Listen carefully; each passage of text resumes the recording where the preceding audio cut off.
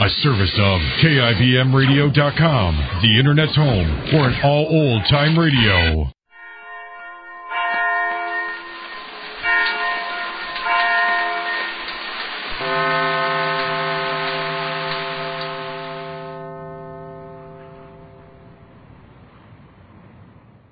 The Jack Benny Program, presented by Lucky Strike. American. Lucky Strike, and Lucky Strike alone, offers you important evidence gathered in the tobacco country by the world-famous Crosley poll. This evidence reveals the smoking preference of auctioneers, buyers, and warehousemen, the men who really know tobacco. Here's what the Crosley poll found. For their own personal smoking enjoyment, independent tobacco experts again name Lucky Strike first choice. Lucky Strike, first choice over any other brand. These experts know their business. Their overwhelming preference for Lucky Strike, we believe, has a direct relationship to the quality tobacco we purchase for Lucky's and to the real, deep-down smoking enjoyment you may expect from fine tobacco.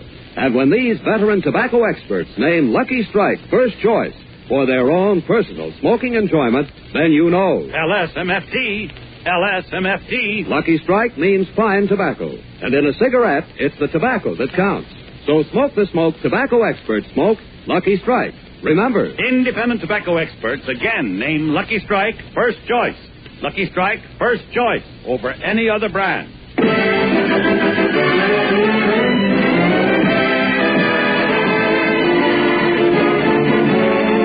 The Lucky Strike program starring Jack Benny with Mary Livingston, Phil Harris, Rochester, Dennis Day, and yours truly, Don Wilson.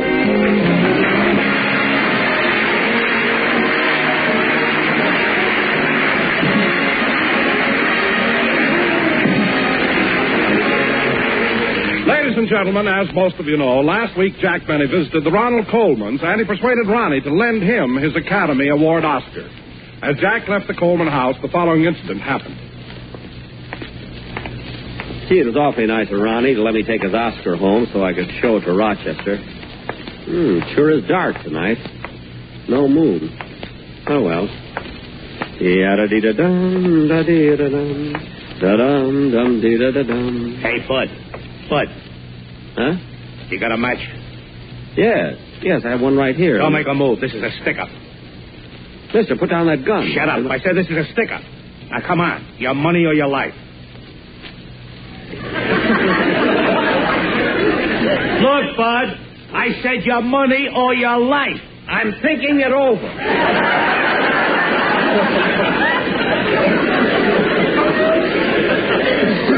Now, look, mister. Come on, give me your wallet or I'll let you have it. All right, mister. Don't shoot. Don't shoot. Here's my wallet. Good. And I'll take that package you're carrying, too. This package, but it isn't mine. It belongs to Ronald Coleman. He won it. Pipe down and give it to me or I'll drill you. All right. Don't drill me. Here it is. Now, lay down on the sidewalk and count to 100. Yes, sir. 1, 2, 3, 4, 5, 6. Yes, ladies and gentlemen, that's what happened Sunday night. As we look in on Jack now, it's the following morning. Mary, I've thought of a million different things. I don't know what to do. Oh, Jack, stop pacing the floor and sit down. You're making a nervous wreck of yourself. He was like that all night, Miss Livingston. Never slept a wink. So what am I going to do? How can I ever explain this to Ronnie? Jack, you've got to control yourself or you'll have a breakdown. Now, why don't you have some breakfast? No, Mary, I couldn't eat a thing. I don't care if I never eat again. He hasn't been this upset since Theda Barra got married. I'm at my wit's end. I can't tell Ronnie his Oscar was stolen and never speak to me again. I can't tell the police about the holdup because then it'll get in the papers. I don't know. What in the world can I do? Why don't you kill yourself? Say, that's not a... Oh, stop. I'm not in the mood for jokes. There must be some way I can get that Oscar back. Well, why don't you put an ad in the Beverly Hills paper and offer a reward? No, Mary, a reward would just be a waste of time. Who'd return it for what I'd offer?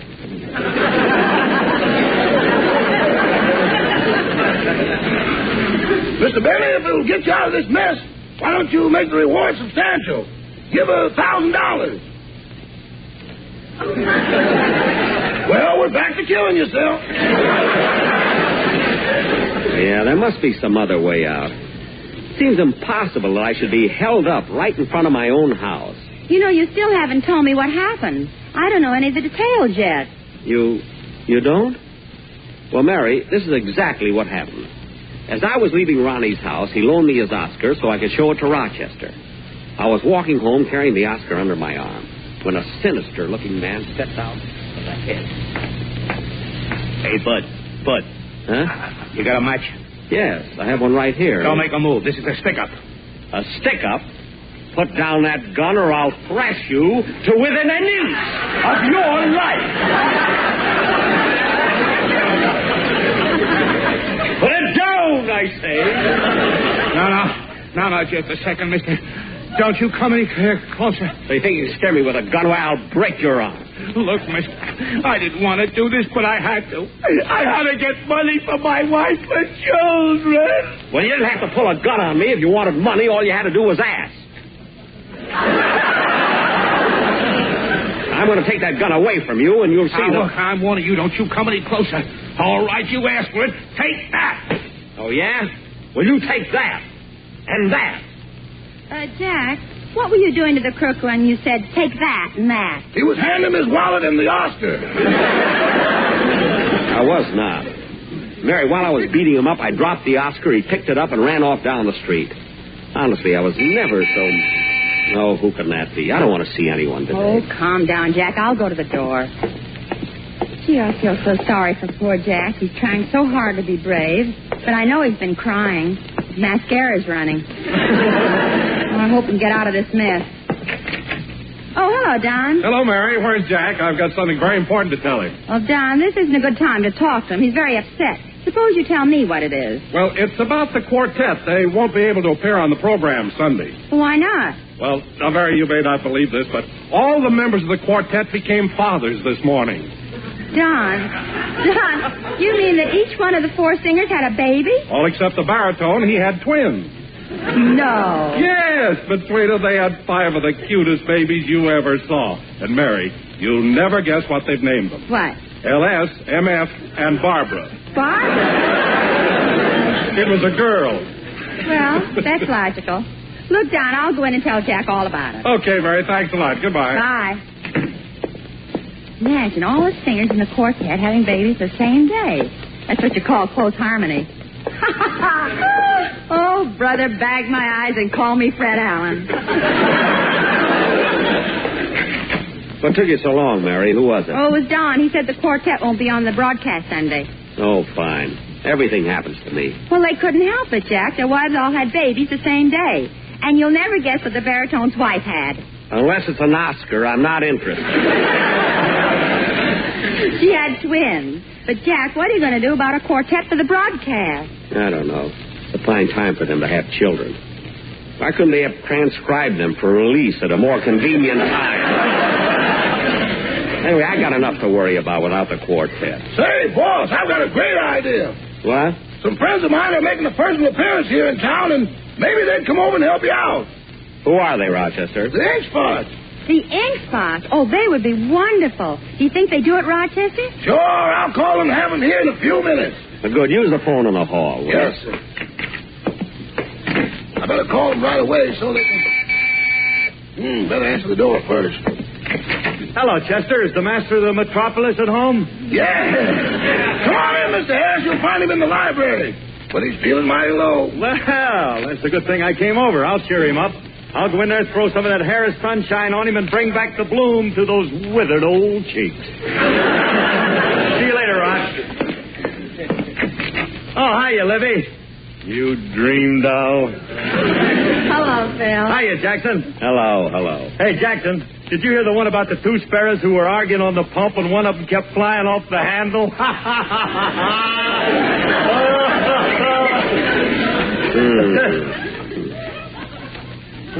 Looks like the smog is moving in on that Harris sunshine. Look, Phil, I'm in no mood for jokes. Well, that's right, Phil. But Jack's feeling pretty bad. On the way home last night, he was held up. Well, that's not to be ashamed of. I've been held up many times on my way home. Phil, I was robbed.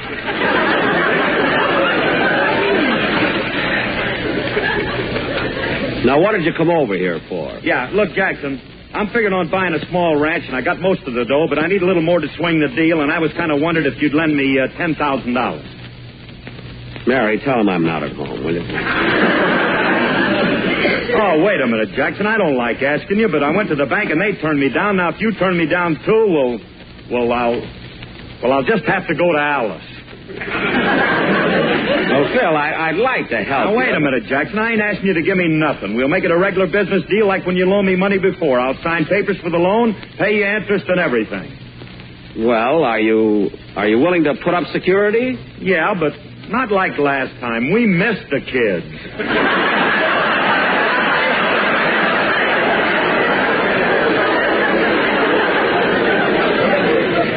All right, Phil. I'll have my business manager draw up the papers. Excuse me for interrupting, boss, but Mr. Ronald Coleman called. Oh, no. Oh, yes. He said he's having guests for dinner and wants you to return his Oscar immediately. Phil, you better go get the money from Alice. Now, Ronnie wants his Oscar back. This is the last straw. Mary, you know what I'm going to do? Oh, not now, Jack. A gun is so noisy and I've got a splitting headache. I don't mean that. I'm going to check a list of all the people who ever won Oscars and maybe borrow one of them so I can give it to Ronnie till I get his back. Say, that sounds like a pretty good idea. Let's see now. Last year, the Oscars were won by Frederick March and Livy de Havilland. Well, that won't help. Freddie's out of town, and Olivia hasn't talked to me since I put too much starch in her doilies. Who else is there? Well, Ray Milland won an Oscar. Ah, what a picture. Yeah. And so did Joan Crawford and Loretta Young and Bing Crosby and... Hey, that's it, Mary. He's the one, Bing Crosby. I did him a big favor. I was on a show a couple of weeks ago, and it isn't easy to be on his show. The needle scratches.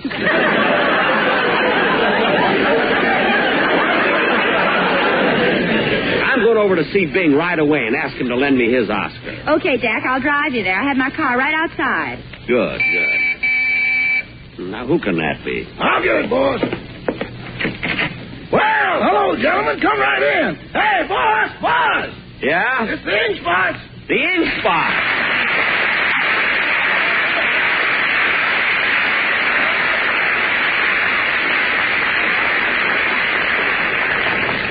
Well, hello, fellas. Hello, Mr. Benny. Mighty glad to meet you. Thank you. Now, gentlemen, as I told you over the phone, Mr. Benny's quartet can't be on the program next week, and he'd like to have you do a number for him on Sunday's show. We'd be very happy to. Yes, very happy. Good. Well, fellas, I was just leaving, so could I hear the number right now? Do you happen to know If I Didn't Care? Do you know Lovin' Blue? Oh, yeah, I see what you mean. Well, go ahead, boys. Let's have it.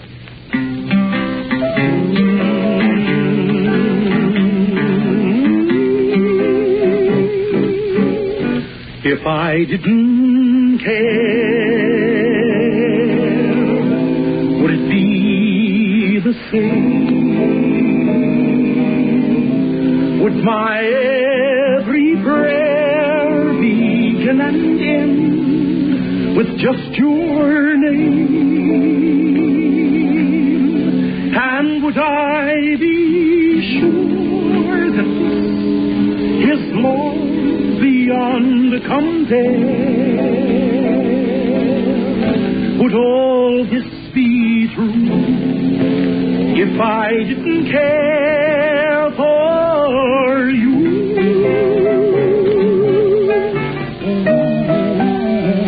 If I didn't care, if I didn't care what I smoked, baby, I'd smoke any kind of a cigarette. But I do care, honey child. That's why I smoke Lucky Strikes. I smoke Lucky Strikes because according to that Crosley poll, they're first choice, baby. You want to know something else, honey child? They're so round, so firm, so fully packed, so free and easy on the draw. That's right, baby. LSMFT. What a cigarette. LSMFT. The best that you can get. Oh, the one thing I'm sure that they are fine beyond compare.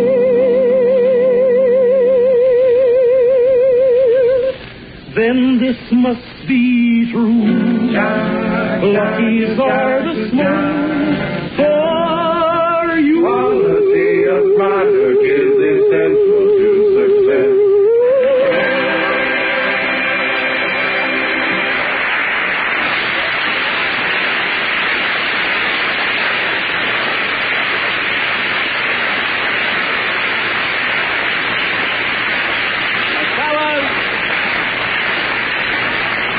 Fellas, that was absolutely wonderful. I can't wait till you do it on the show. Thank you, Mr. Benny. Yes, thanks very much. Rochester, come here a minute. Yes. How much are they going to charge me to be on my show? Why, boss, they said as a favor to me they'd go on your show for nothing. For nothing? Well, I wouldn't think of it. I mean, that's ridiculous. Go in the kitchen and fix them some sandwiches.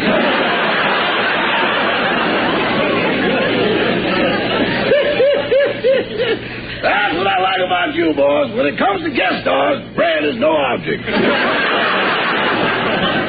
Yeah. Come on, Mary, drive me over to Crosby's.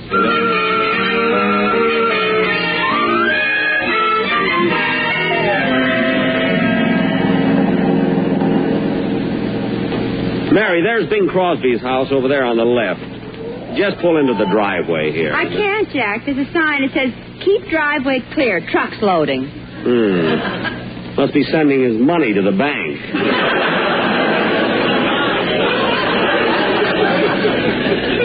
Well, toot the horn. We'll see if he's home. Oh, there's Bing in the upstairs window. Hey, who's that honking in C sharp?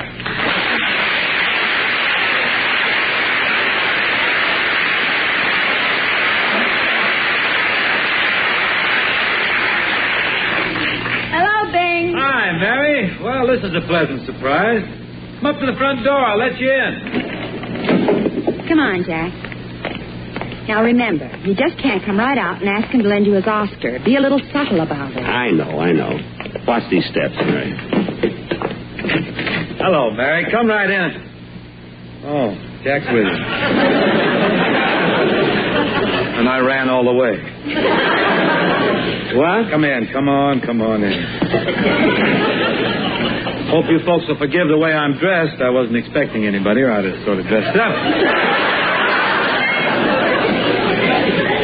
That shirt you've got on looks like Finian's rainbow. Especially with that pot on the end of it.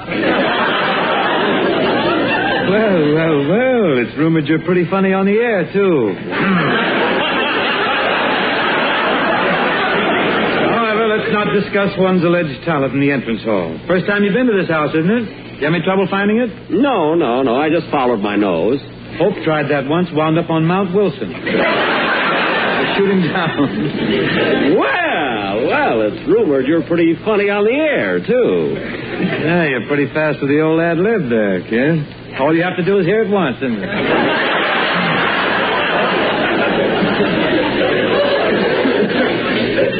Yeah. You know, Bing, we were just driving by and thought we'd drop in for a social visit.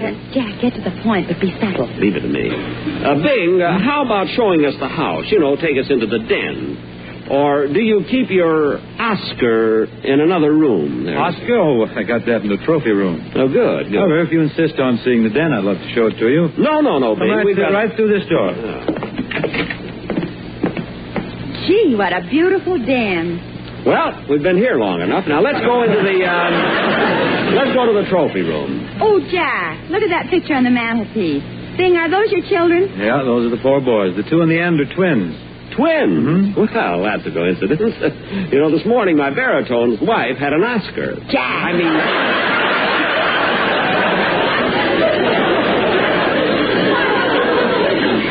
Bing, it must be wonderful having 4 children. By the way, where's Dixie? Oh, she had to go to the hospital. What? To visit her cousin.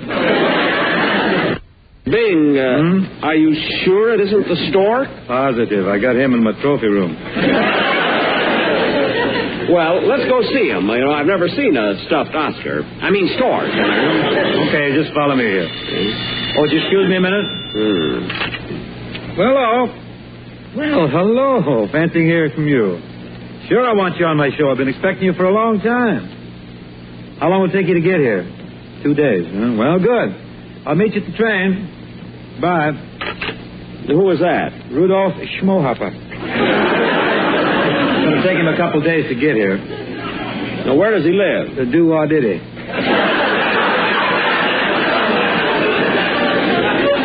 More people come from there. I mean, now, Bing, how about going to the trophy room? Oh, yes, the trophy room. Right down this hall. Here, Mary, I'll lift you over. No, I'll just walk around them. Fine place for a horse to sleep. I can't understand why. Bing, I was stepping over him and he got up. Help me off. Oh, don't worry, Jackson. He can't stand up long. What? See, I guess you're right. Poor old thing. Yeah, the veterinarian said he was going to die yesterday, but none of my horses finish on time. Here we are, kids. Here's the trophy room. Jack, look at all the heads mounted on the wall. Gosh, Bing, you sure must have done a lot of hunting. Yeah. What's that big head over there? Yours. You're looking in the mirror.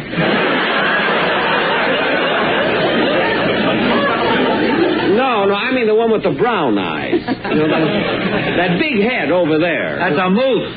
Well, what's the small one? A mouse.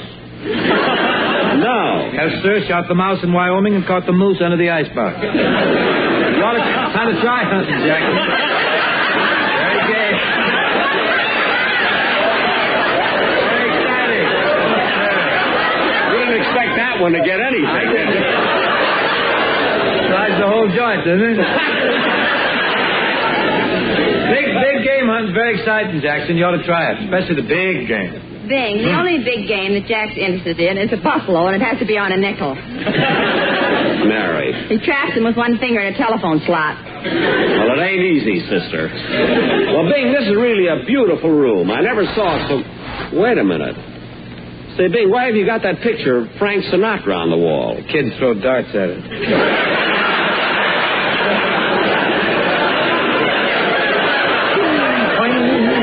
I thought he had chicken pox there. Now, Bing, let's see the trophies, will you? There they are, right over there in the cabinet. Oh, boy, look at all those cups. What'd you get them for, Bing? Well, I grabbed this cup here for winning a golf tournament at Lakeside. I got this one for winning the Santa Anita Handicap. Santa Anita Handicap? What horse? No horse, ran myself, paid $6. Photo finish, just got up the last jump. Oh. Say, Bing. What? What's that little tiny cup on the end? That's not a cup, that's a thimble. With 4 kids, got to do a lot of sewing. Yeah. You see this one here, Jack? I got this when I got married. When you got married? Yeah, it's a Dixie cup. Why do I take jokes from Phil Harris? Brother. Well, look, Bing, the trophy that I'm most interested in is the Oscar you won for Going My Way. Yes, we'd love to see that one, Bing. Oh, the Oscar. Why didn't you say so? I'll get it for you.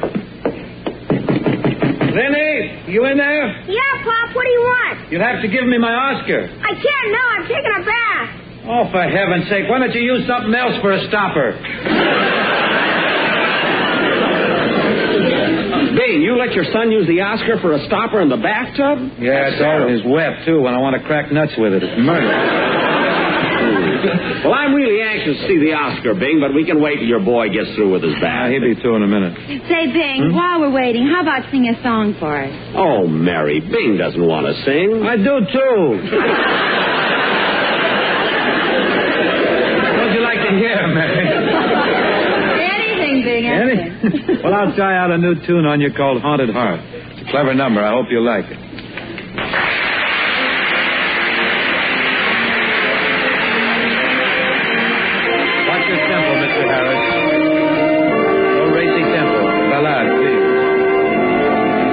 In the night, so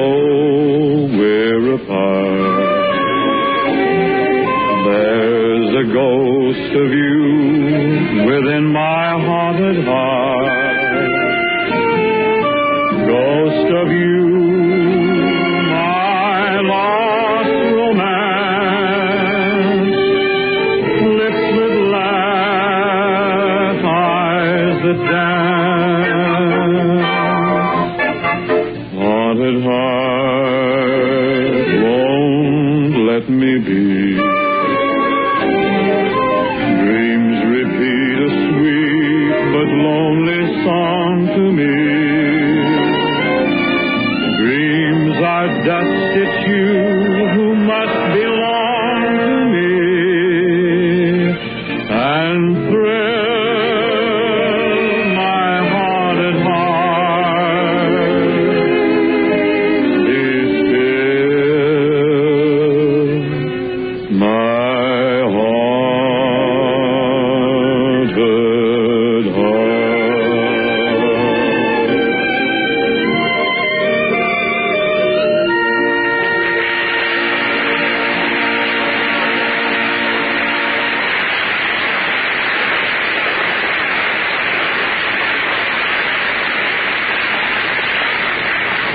Gee, Bing, that song was beautiful. Thanks, Mary. It's pretty good for a chorus. Dennis Day gets a chorus and a half. I get a chorus.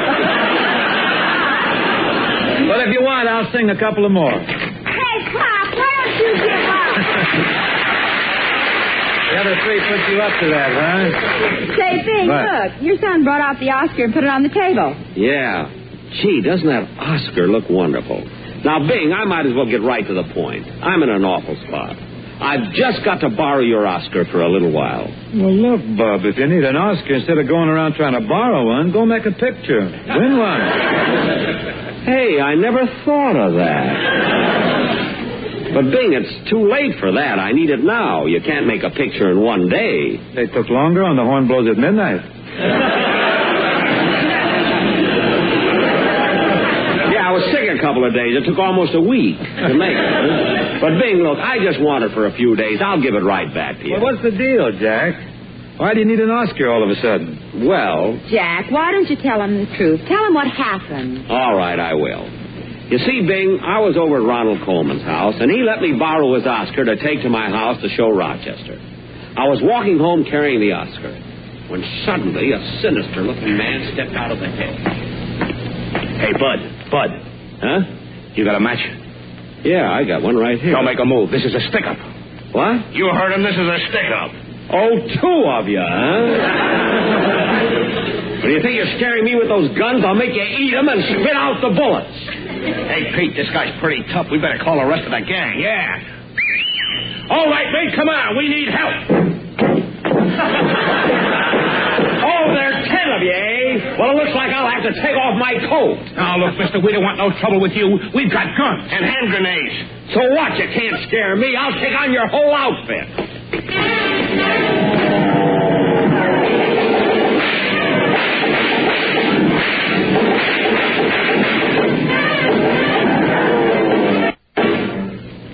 And Bing, when the whole thing was over, I knocked out all their men but one.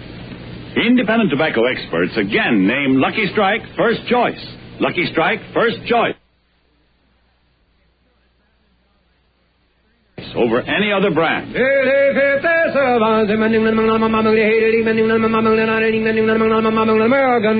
The famous Crosley poll has just completed an impartial survey in 11 southern tobacco states. This poll, taken among tobacco experts, reveals the smoking preference of the men who really know tobacco. Yes? For their own personal smoking enjoyment, the independent tobacco experts again name Lucky Strike first choice. Lucky Strike first choice over any other brand. These are the experts, auctioneers, buyers, and warehousemen. And we believe their overwhelming preference for Lucky Strike has a direct relationship to the quality tobacco we purchase for Lucky's. You've heard the poll results. Now listen to what Mr. Floyd Faye, veteran warehouse owner from Kentucky, recently said. Up through the years, I've seen Americans buy tobacco that's ripe and mild. Tobacco with real flavor and mellowness. I've smoked Lucky's 17 years. So for your own, real, deep-down smoking enjoyment, remember... LSMFT. LSMFT. Lucky Strike means fine tobacco. So round, so firm, so fully packed, so free and easy on the draw.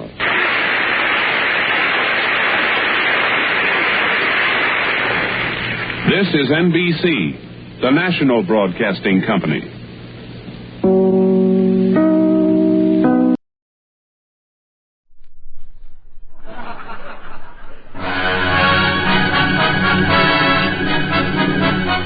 From Hollywood, the Phil Harris Alice Faye Show.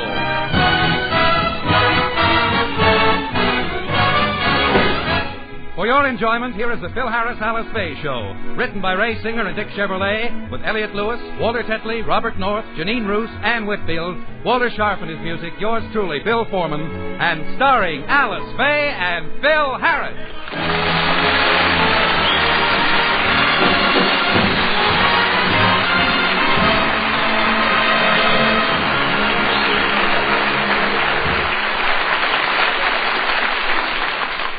Things are rather hectic in the Harris household this morning. The master is sick. Some of you women may think you have trouble taking care of a sick husband. But, girls, you ain't seen nothing till you've seen a sick Phil Harris. Oh. Oh, the pain. The agony. Is it nobler to suffer the slings and arrows of this outrageous fortune? Or perchance take arms against a sea of trouble and by opposing end it all? Gadzooks. Nobody has ever suffered like this before. Nobody. Oh, for heaven's sake, I never saw such a fuss over an ingrown hair. It's not an ingrown hair. My whole body's on fire. Now, just what part of your body hurts, Phil? Is it your head, your shoulders, your chest, your back, your legs? Yes. Pick a spot and that's it. All I know is I woke up this morning with stabbing pains in my back. Why don't you let me call the doctor? He wouldn't know what's wrong with me. Why not? I got a disease that hasn't been discovered yet. Phil, you're not that sick. Don't tell me. I'll be as sick as I want. Oh, Alice, let's face it. I'm a doomed man. And even if I live, which I'm sure I won't, I'll only be a shell of my former self. And I don't want to be a burden to you, honey.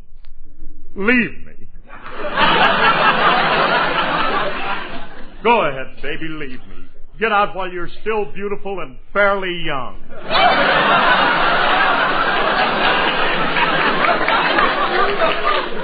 Go ahead, leave me. Air out.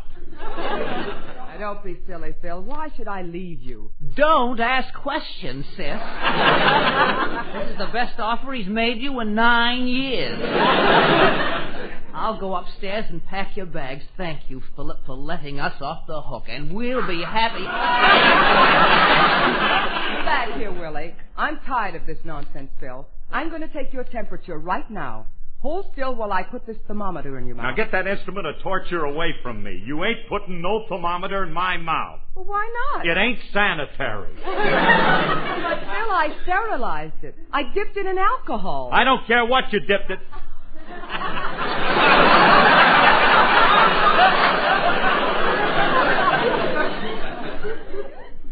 Alcohol? Well, don't stand there, nurse. Set him up. A little touch of old whip and post can't hurt nothing. Now, lie still and I'll take your temperature. Here, just hold it under your tongue and keep still. But I don't want to put... Oh, honey, I don't want to go like Willie. You know, Willie, he says his back hurts. He was playing with the children yesterday. You know, I wouldn't be a bit surprised if he threw his sacroiliac out of joint. Threw my what out of the joint? What kind of talk is this? I never heard such a ridiculous thing in my life. Will you keep quiet, Phil? You'll bite the thermometer in two. Willie, if Phil is really in this much pain, he won't be able to get up and do our radio show. That means he won't be on the air tomorrow. Oh, sis, you're just being optimistic. However, perhaps we should get somebody to replace Philip on the program. Replace me? You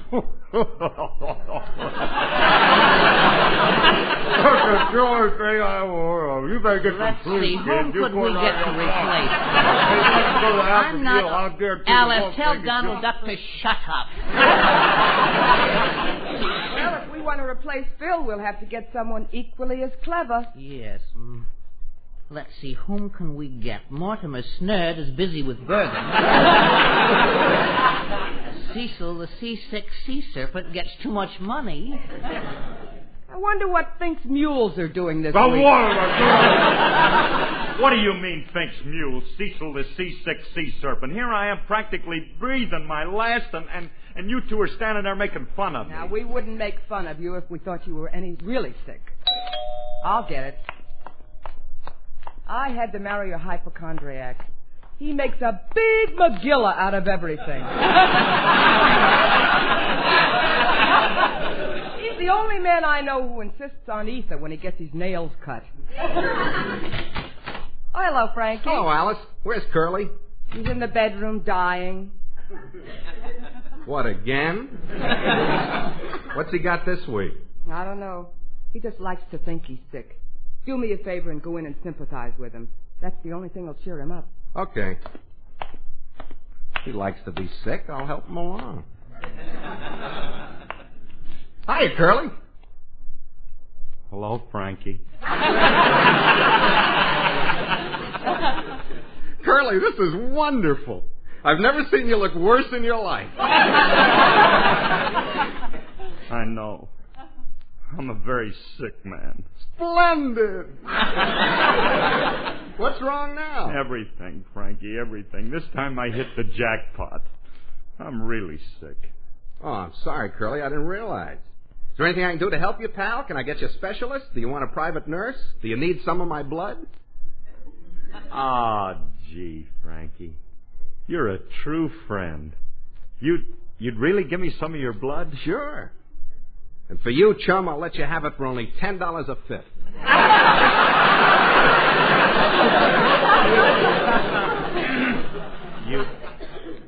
You charge me for it? Well, I have to. I can't afford to give this stuff away at a loss. Besides, I'm the only one that has the same type blood as you. What type? 90 proof.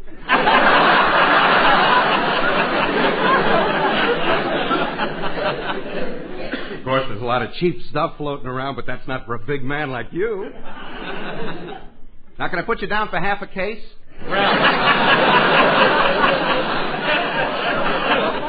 Look, Remley, I don't want to buy any of your blood. All right.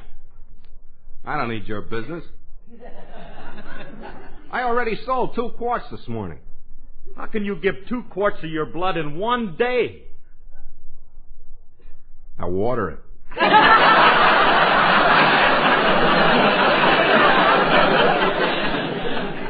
How low can you sink? Cutting the stuff. Frankie, all you ever think of is what's in it for you. Oh, I was only kidding, Curly. You know I'm not that way. I just came over to see if I can help you. Well, really, is there anything I can do for you? There's nothing anybody can do for me anymore. I'm beyond help. But, Frankie, there is something that you could do for Alice after I'm gone. You see, she'll need a man to look after her. Keep talking. You're starting to interest me. Well, Frankie, I want you to marry her. Me? Marry Alice? Yeah, she's a wonderful girl. She's got money, she's young, she's beautiful, and well, all I want you to do is to love and cherish her. What do you say? How much does the job pay? You expect to get money for marrying a girl like Alice? What was good enough for you is good enough for me. Money had absolutely nothing to do with it. I was very lucky to get a girl. Darling. Honey, are you feeling any better? Alice, please, I won't have my future wife worrying about another man. You talking about? I'm not your wife. Yeah, I know, but you can acquire me for a small dowry. Shall we say $200,000 in cash? Frankie. Of course, with the new credit regulations, you'll have to pay me half down. Please stop. Look, Phil, I've been thinking. If you feel as bad as you say you feel, we'll have to get someone to replace you on the show tomorrow. And I got just the guy. Who? Me. I'll be glad to take Hold over. it, I feel better. Get my pants, get my hat. I'm on my way. Here I go. Ooh, my back. There goes that stabbing pain again. Can't get up, eh, Curly? I'll get up. I'll go down to that show if I have to crawl down. You're not taking my place. But this is my big chance to show what I can do, my chance to show my talent, to prove that I'm something besides a lousy left-handed guitar player.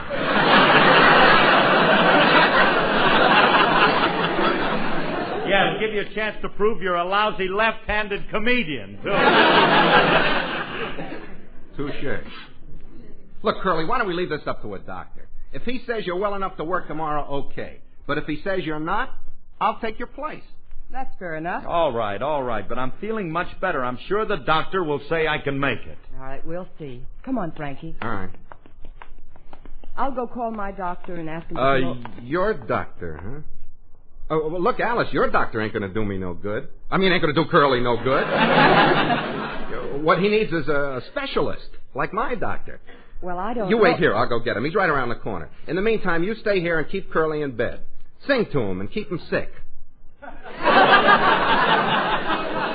kind of a crack is that? Sing to him and keep him sick. No, I mean, it makes him happy to think he's sick, so sing to him and keep him happy. I still don't think I like it, but I'll sing now and figure it out later.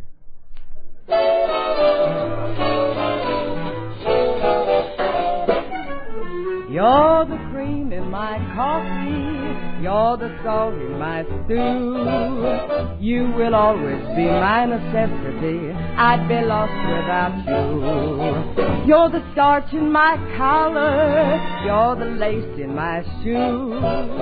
You will always be my necessity, I'd be lost without you. Most men tell love tales, and each phrase dovetails. You've heard each known way, this way is my own way. You're the sail of my love boat, you're the captain and crew. You will always be my necessity, I'd be lost without you. We're not the poets, how well we know it. We've never been great ravers, but when we speak of you, we rave a bit, it's true.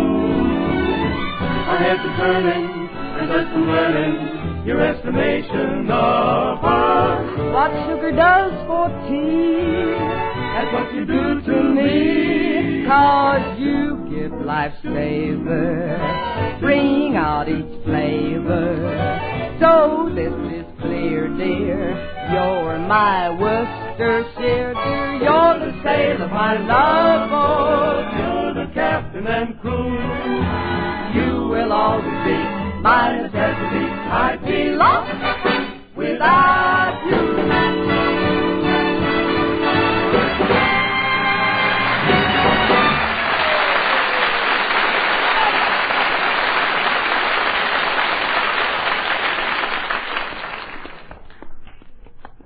Now, look, Doctor, before we go in and see Curly, all I want you to do is tell him to stay in bed. You understand, Doctor? Yeah, I understand, but stop calling me doctor. I ain't no doctor.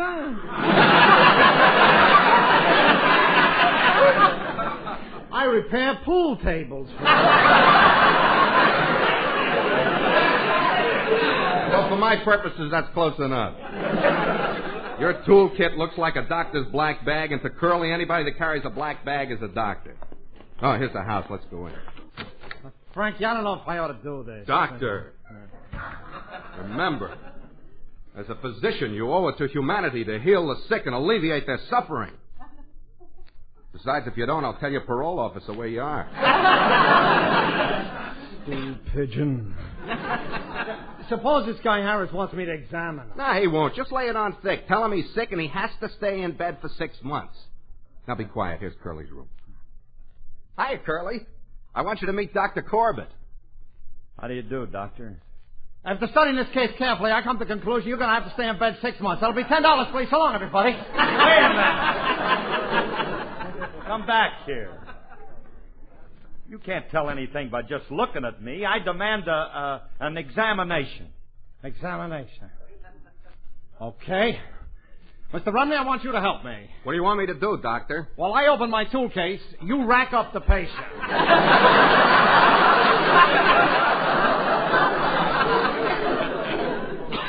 What does he mean, rack me up?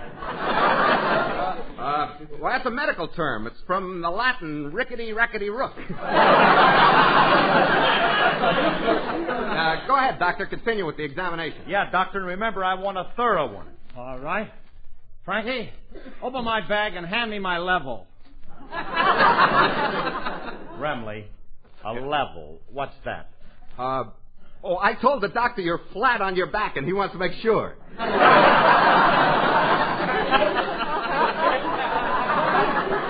Yeah. Now, hold still, Harris. Hey, this is worse than I thought. What's the matter with him, Doctor? This guy sags toward the left-hand side pocket. Hey, guys, will you wait a minute? What kind of an examination is this? Doctor, look at my tongue. Okay. I don't know what that's going to prove, but I'll look at it. All right. Here you are, Doc. Ah! I've seen better-looking tongues in the window of a cheap delicatessen. Hey, what kind of a doctor have you brought me here, Remley? What's the matter with this? He's a little nervous, Curly. You see, you're the first patient he's ever lost. What do you mean lost? Give me a fighting chance. Doctor, examine me like you're supposed to. Now, take my temperature. Oh, that I can do. Hold still, I'll put the thermometer in your mouth. That's long enough. What do you know, 112? 12? Oh, I knew I was a goner. Doctor, tell me something. How much longer have I got? Now, calm down, Harris. With care, lots of rest, plenty of sunshine, and a good diet, I guarantee you'll be around for at least another 10 minutes. 10 minutes. Doctor, you must be mistaken. I don't feel that bad. Nah, he's exaggerating, Curly. Doc's a great kidder. Doc, tell him he'll be all right if he just stays in bed. Okay. Harris, if you just stay in bed for about 6 months, I guarantee you'll live to the ripe old age of 40. Now, you feel better? Yeah, except for one thing. I'm 43 now. How do you figure that out? Simple. You've been dead for 3 years.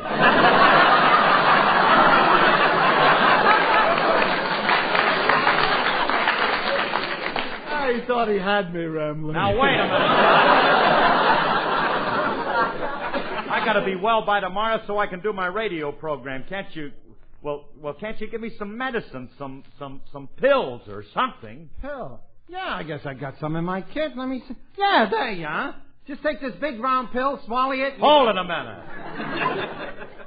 What kind of a pill is this? What's wrong with it?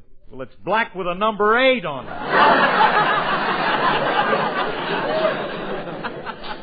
I guess the 8-ball would be bad luck. Here, try one of these blue bullion cubes. That's cute chalk. Remley, will you get Willie Hoppy out of here? I don't want nothing to do with it. All right, I'll leave. So long, Harris. And don't worry. We all gotta go sometime.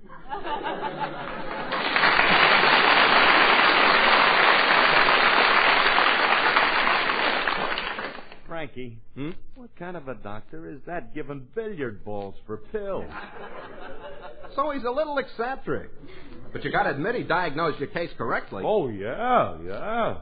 I got a very unusual disease, a sagging side pocket. With a hole in it. I understand it's fatal if you don't stay in bed for 6 months. I'm not staying in... Ooh. Oh, those stabbing pains again. Look, I guess I'm going to have to get somebody to take my place on the show tomorrow. But who? Curly, aren't you forgetting me? Yes. Now, Now, let's see. There's Bob Hope or Red Skelton or Jackson or Dennis Day. How about Fibber McGee and Remley? No. Heavenly Days, he doesn't like it. All right, Frankie. Look, go call Hope, Skelton, or one of those guys and see if they'll do the show for me tomorrow. All right, if you'd rather settle for a stooge instead of a big name like me. All right, go ahead. Gee, I wish I could do the show tomorrow. I got such a wonderful song already.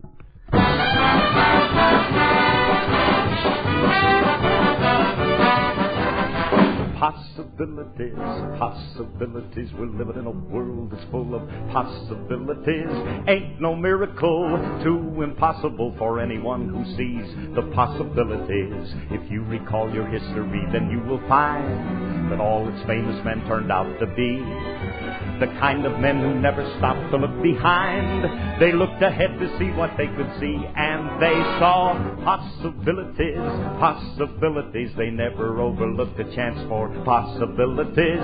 Proven naturally, opportunity is for the one who sees the possibilities. Each time you try to solve a new phenomenon, the skeptics say it's just a dream, I know.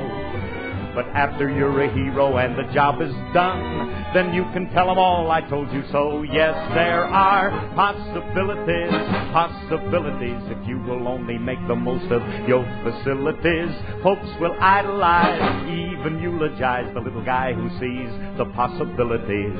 When Christopher Columbus proved the world was round, he met Queen Isabel on his return. She said, now tell me, Chris, about this place you found. He said, well, Belle, as far as I'm concerned, it's sure got possibilities, possibilities. I tell you, Queen, I've never seen such possibilities. And I really feel we should make a deal before somebody sees its possibilities. When little Abe was growing up in Illinois, to be a big success was his intent. He studied so much harder than the other boys, till one day he became their president. He saw the possibilities, possibilities. He never overlooked a chance for possibilities. Proven naturally, opportunity is for the one who sees the possibilities. I guess by now there ain't no doubt about the point I'm bringing out.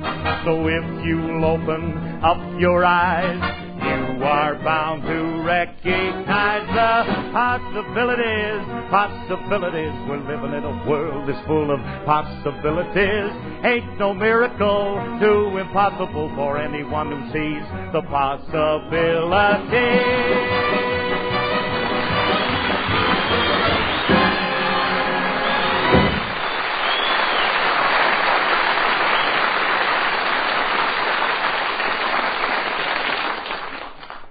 Well, Curly, I got wonderful news. I called Benny, Hope, Skelton, and Dennis Day and asked them if they'd fill in for you, and they all said the same thing. What? They won't touch your show with a fork. Well, why not? They said they wouldn't be found dead on a sustaining show. Looks bad for a star. Looks bad for a star to appear on a show that hasn't got a sponsor. I have got a sponsor. He just won't let me mention his name, that's all. Phil, we haven't called everybody yet. I'll phone Groucho Marx and see if he'll do it. Yeah, and tell him it's very, very important, honey. Don't worry, dear. Just leave everything to me. Gee, I hope Groucho isn't too busy to Hi, talk. Miss Faye. Bring the groceries. Oh, hello, Julius.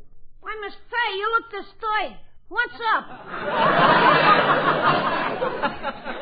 I'm looking for somebody to replace Mr. Harris. A very smart move. It's about time you got rid of that old man. Julius, please. That's what comes from these May and December weddings. You don't understand. Mr. Harris is sick, and I'm trying to replace him. You don't need no excuse. Sick or healthy, get rid of the old hamburger. Julius, I have no intention of getting rid of Mr. Harris. He's sick, and I'm trying to get someone to take his place on the show tomorrow. Oh. Well, if he's sick, I'd better go in and see him. I wish you would. Excuse me, I've got a phone call to make. Okay. I'll just go in and cheer him up. Bum, bum, da, da, da, da, da.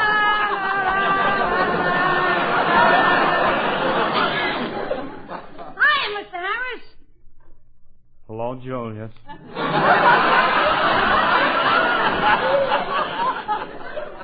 you feeling? I'm a very sick man. Oh, that's a shame. You have much pain? Yes. Julius, you ought to be ashamed of yourself laughing on a sad occasion like this. I'm sorry, Mr. Remley. I shouldn't laugh at him. Mr. Harris was a pretty nice guy when he was with us. He certainly was. You want to look at him once more, son?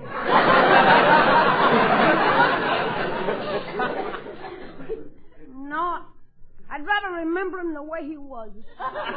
What do you mean, was? I'm still around. Instead of kibitzing, why don't you guys try to do something to help me get better? He's right, kid. Yeah.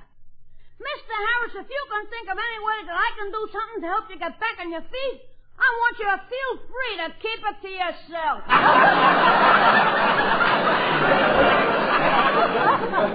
And Curly, I want you to know that kid speaks for me, too. Fine couple of pals. I'm not worried about myself. I'm worried about the show. I won't be able to be on the air tomorrow. You won't be on the air? Oh, I better run along and prepare my uncle for the shock. He'll be so disappointed. Oh? Does he like me that much? He thinks you're the funniest comedian on the air. He listens to you every Sunday and he laughs so hard he keeps banging his head up against the wall. Well, doesn't that hurt his head? No, his cell is padded. I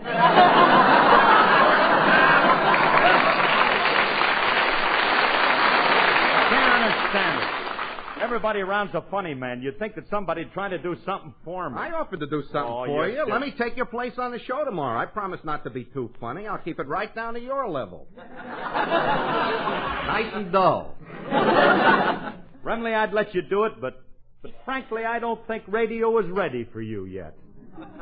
Sorry, I can't use you right now. But Curly... Just leave your name with the receptionist, sir, and don't call me. I'll call you. I'll get you. Let's face it, Remley, you're not big enough to be... Phil, I just spoke to Groucho. What'd he say? He won't do it. What a pity. Oh. Now I'll have to take over, Curly. All right, I guess I'm stuck. Well, Remley, you can take over tomorrow. Curly, I appreciate this, and I won't forget you. If you ever get back on your feet, come around and see me, and I'll find a place for you on the show. Oh, you will, huh? Yeah. I'll let you read the commercials we're not allowed to do. So long, and don't forget to listen to the new Frank Remley Show. Be happy, go Remley, the cutest lad in radio.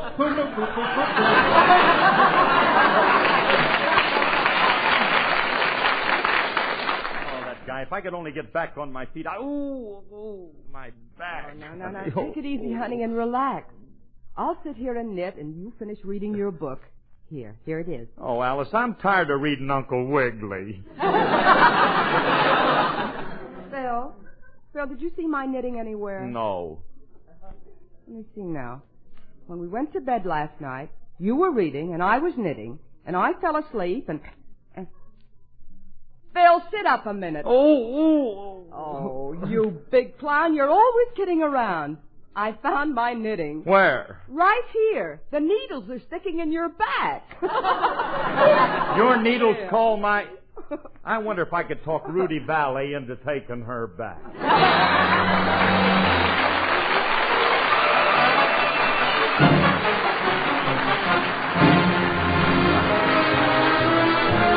Ladies and gentlemen, here is Mr. Robert A. Riddle of the National Safety Council with a message for Phil and Alice. Phil and Alice, I take pleasure in making this public service award to you for the National Safety Council. For the second consecutive year and the only time in council history that anybody has received the award more than once. For taking time out from your very busy schedule to contribute your talent to this most worthwhile cause, the National Safety Council presents you this award for exceptional service for the cause of safety in 1949-50. Thank you, Mr. Riddle. Thank you, and good night, everybody. Good night, everybody. Thanks a lot. Listen now to the Tales of the Texas Rangers with Joel McRae.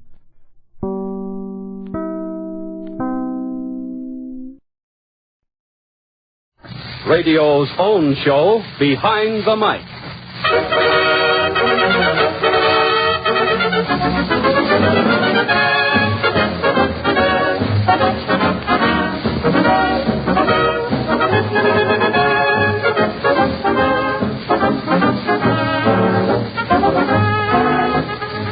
Radio. With the switch of a dial, radio brings you tragedy, comedy, entertainment, information, education, a whole world at your command. But there are stories behind radio. Stories behind your favorite programs and favorite personalities and radio people you never hear of. Stories as amusing, dramatic, and as interesting as any make-believe stories you hear on the air. And that's what we give you. The human interest, the glamour, the tragedy, the comedy, and information that are behind the mic.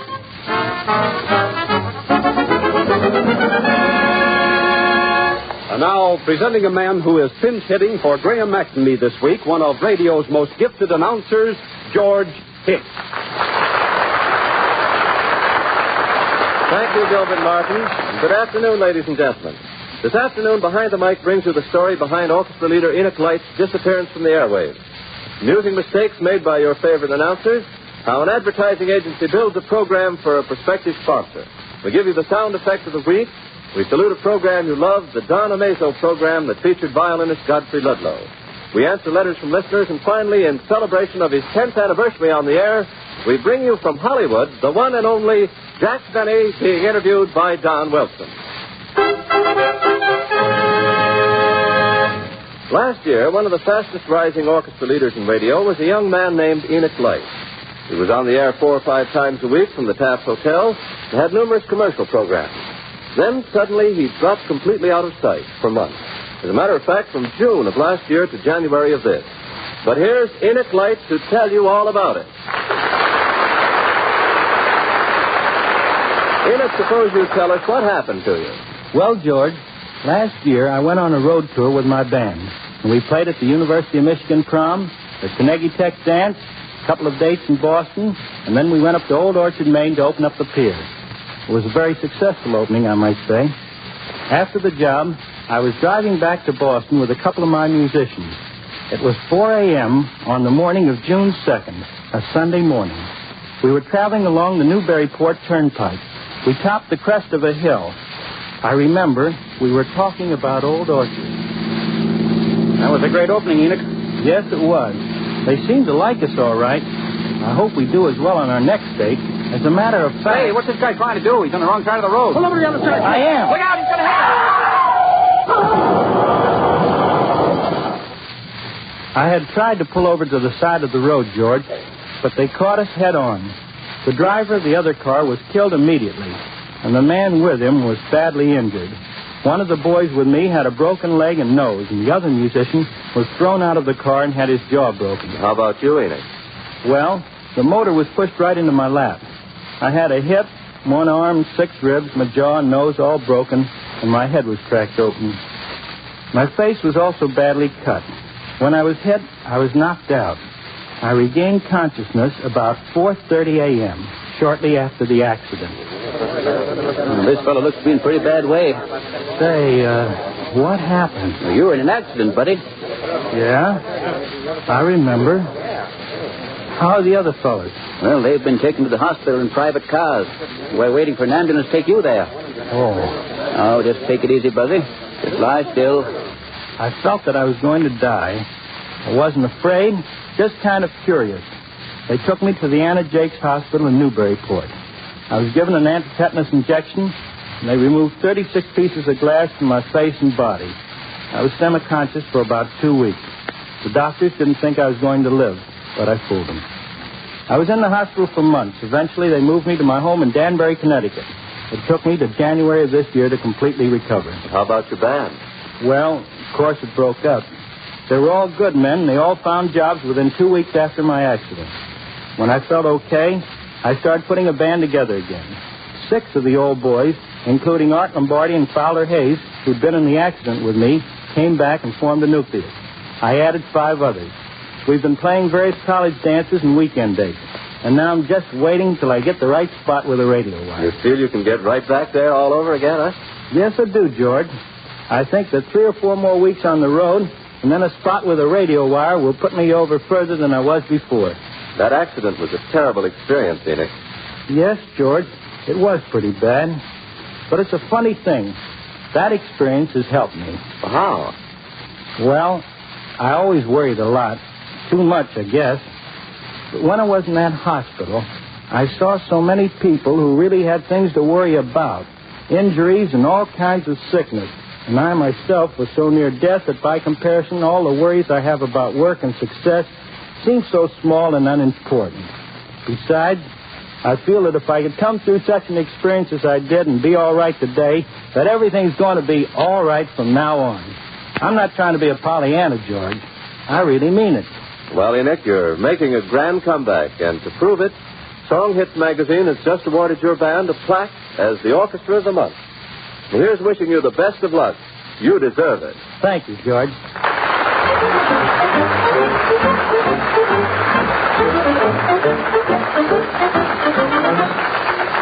Oddities in Radio, offering odd, little, true, behind-the-mic stories that help make radio sometimes amusing, sometimes exasperating, but always interesting to the people in it.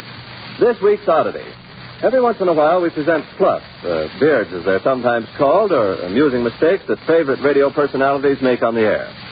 Announcer Ben Grauer was on his very first appearance in radio and was quite proud of himself because he was doing very well. He was announcing a program which featured a talk by Mrs. Carrie Chapman Cass, well-known suffragette. The new announcer was supposed to say at the finish, "Thank you, Mrs. Cass. We are deeply grateful." What he said was, "Thank you, Mrs. Cass. We are dopely grateful."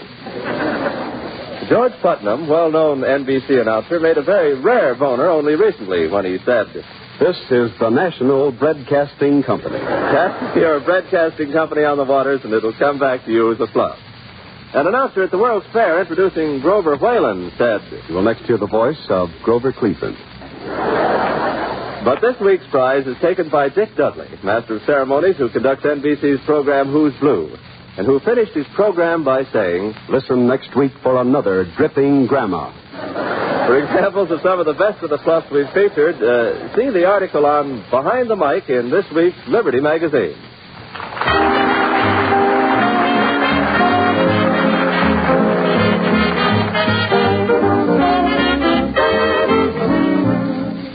A few weeks ago, Behind the Mic showed how a program was originated and prepared for sale to a network for use as a sustaining feature. Well, this afternoon we're going to show you how an advertising agency originates and prepares a program for sale to a prospective sponsor. Here's a man who can tell you all about that. A member of the radio department of one of the biggest advertising agencies, J. Sterling Getchell. Our guest is Stuart Ludlam. Well, Stu, how does an advertising agency go about preparing a program for a prospective client? Suppose we take an actual experience of an agency preparing such a program.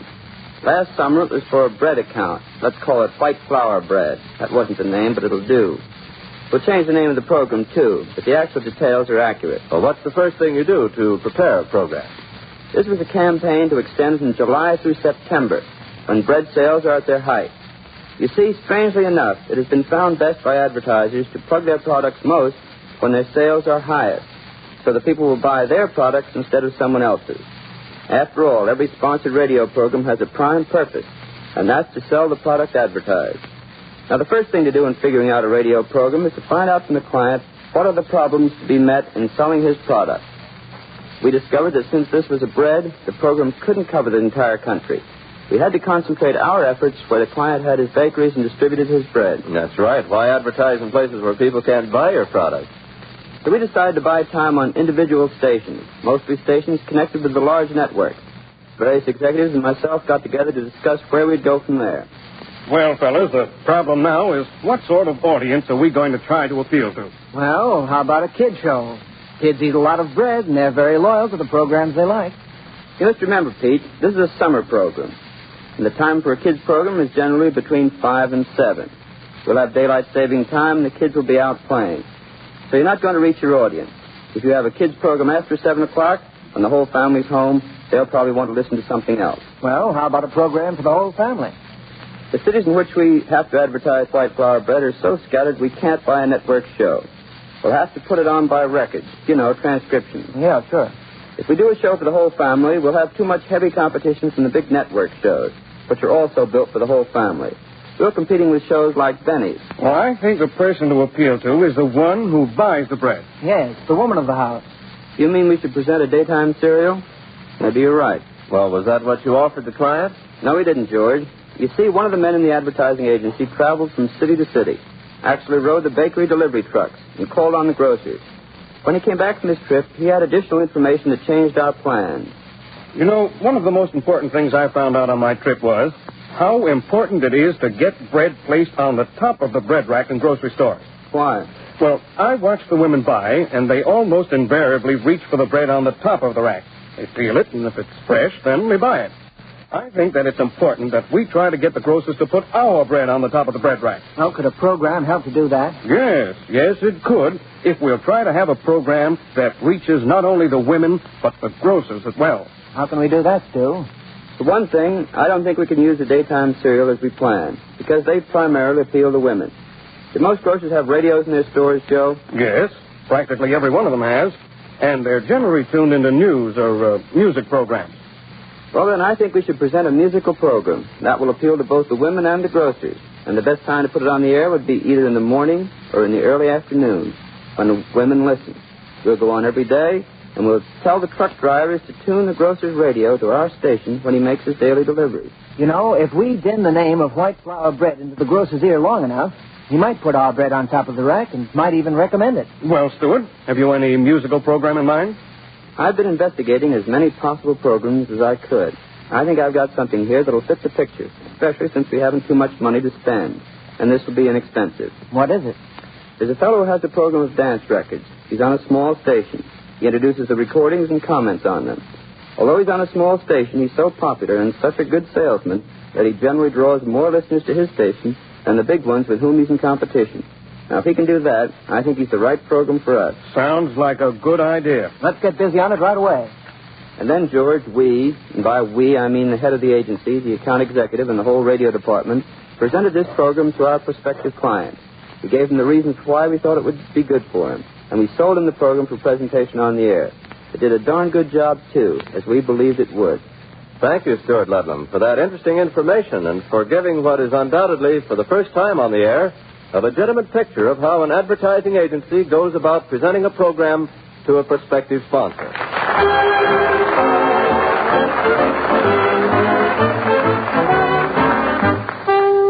The sound effect of the week.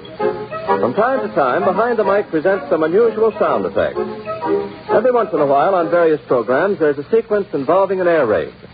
We're going to show you the difference between how an air raid actually sounds and how it's done for radio. This is how an air raid sounds when made for a radio program.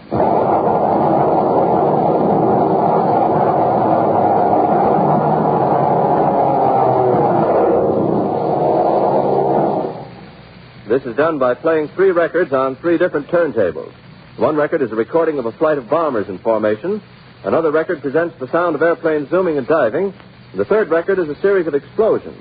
Not actual bombing during a raid, but sounds made at Army proving grounds and consisting mostly of artillery fire. Once again, the sound of an air raid as done on radio programs.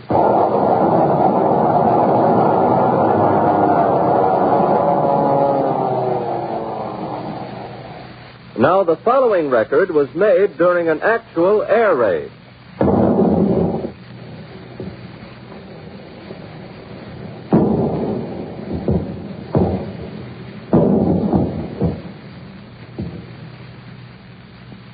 Well, some difference. But here's one case where the genuine doesn't seem half as real as the synthetic.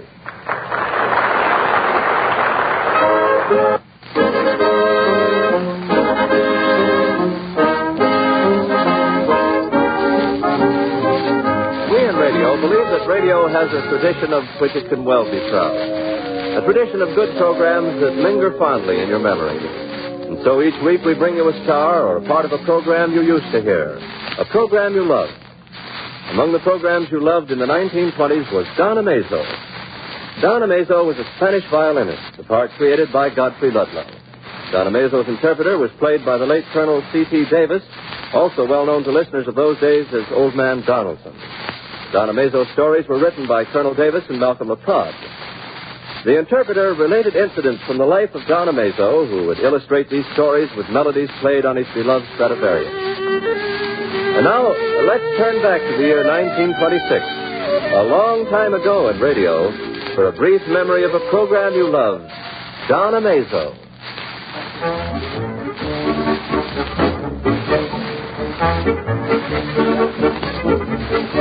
I have often told you of Don Amazo's boyhood days in the old city of Granada, and how he used to slip away from home to visit the gypsies of the Albertine Hill.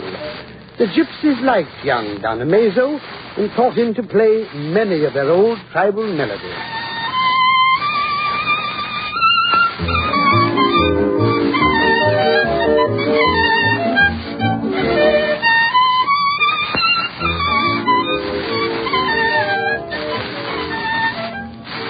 Don Amazo has suggested that I tell you of his first experience in buying a donkey from the gypsies, just in case there happens to be a gypsy camp in your own neighborhood.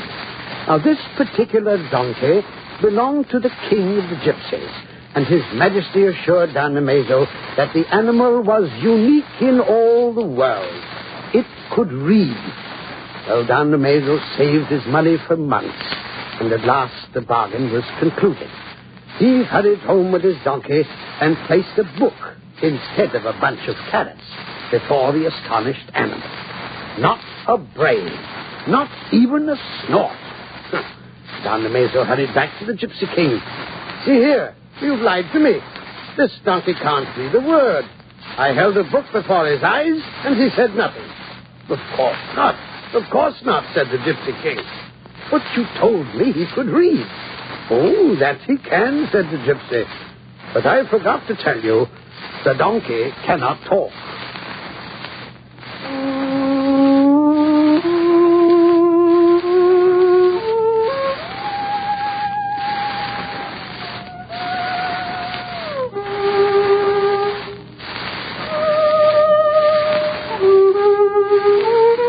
But after all, it didn't matter, says Don Amazo. I had to have some good excuse for going to the Gypsy King's hut, and buying a donkey served very well. The real reason Don Amazo went so often to the Albertine Hill, well, I think a pair of flashing black eyes and lips like rosebuds, but that's another story. Perhaps Don Amazo will permit me to tell it to you someday.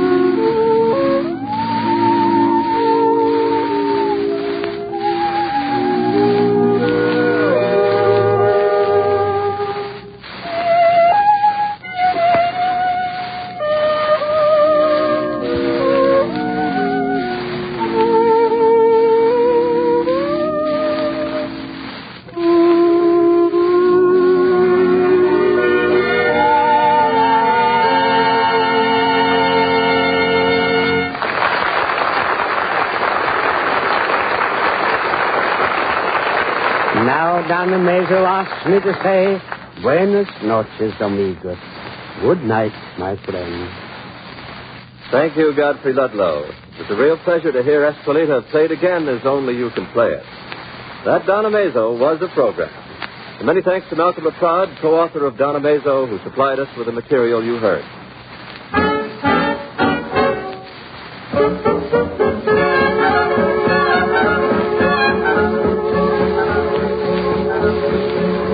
And now and gentlemen, for a really big moment. May 9th marks the 10th year of regular appearances on the air for a comedian who is unique in the history of radio, Jack Benny. As a matter of fact, Jack will be honored on this anniversary at a gala banquet this Friday night. I had the honor and pleasure of being the announcer on Jack's first commercially sponsored program. And our orchestra leader, Ernie Watson, was saxophonist in George Olson's orchestra, which appeared with Jack on that show. And that's why we think it's particularly fitting that Behind the Mic helped Jack celebrate his anniversary. Now, after a 15-second interval to make the switch, we take you to Hollywood, California, where Don Wilson will interview the one and only Jack Benny.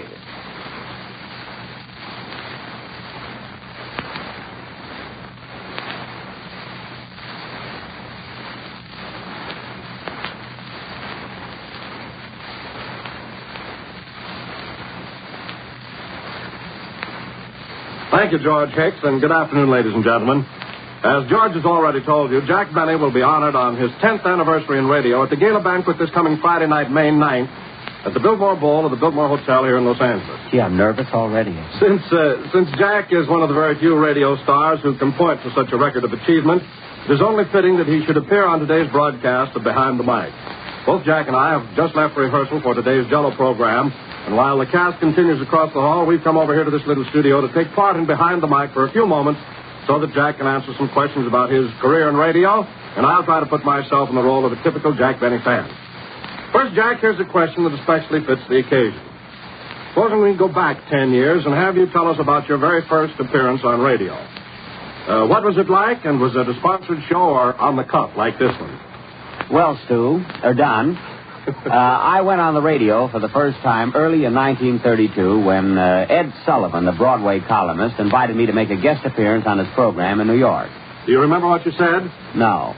Oh, yes. I'll never forget it. Look what it got me into.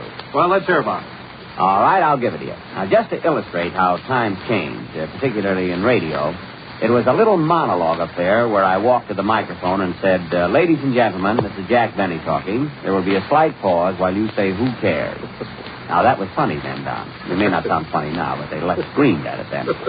Anyway, I went on. I said, I am here tonight as a scenario writer. There's quite a lot of money in writing scenarios for pictures. Well, there would be if I could sell one. Now, even that. They even laughed at that then. Anyway, I'm going back to pictures in about 10 weeks. I'm going to be in a new film with Greta Garbo. They sent me the story last week, and it's a very novel idea. When the picture opens, I'm found dead in the bathroom. I hear? Now, they screamed at that, Don. Imagine 10 years ago. Anyway, I was found dead in the bathroom. I say it's a sort of a mystery show. I'm found in a bathtub on a Wednesday night. I should have been in Miss Garbo's last picture, but they gave the part to Robert Montgomery. You know, politics. The funny part of it is I'm really younger than Montgomery. That is, I'm younger than Montgomery and Ward. You'd really like Garbo. She and I were great friends in Hollywood. She used to let me drive her car around town. Of course, she paid me for it. Well, that was it, Don. That's what I said when I first went on the air. That was my first crack at radio. Well, Jack, if you don't mind my saying so, it sounds a bit like a vaudeville routine. That's true, Don. Don't forget that radio was unknown to me then, and I didn't know whether it was good material or not.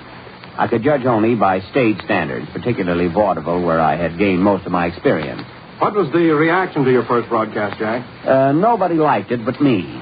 However, on the strength of it, I landed my first radio commercial just 2 weeks later. Well, I don't blame you for saving the script as a souvenir. But tell me, Jack, when did Mary Livingston start her heckling career on the air with you? Oh, she's been in my hair since June of 1932. But she did all right by herself before that in vaudeville. When was that? Well, about 12 years ago in New York. And it all happened because the girl who ordinarily worked with me became ill just before the show one night. Mary volunteered to substitute, and she's been working at it ever since. I think that our listeners would like to hear something about the other members of the cast, Jack. Take Rochester, for instance. How long has he been with you? Well, Rochester started with the program back in 1937 when he won an audition over 50 other contenders for the role of a Pullman porter. Just a bit part that we had written in for one broadcast only. But it didn't work out that way. That's right. He was so good that we kept him on for another week, then another, until he finally became a regular member of the cast. Well, Jack, I'm often asked about the preparation of your program. How long does it take on the average?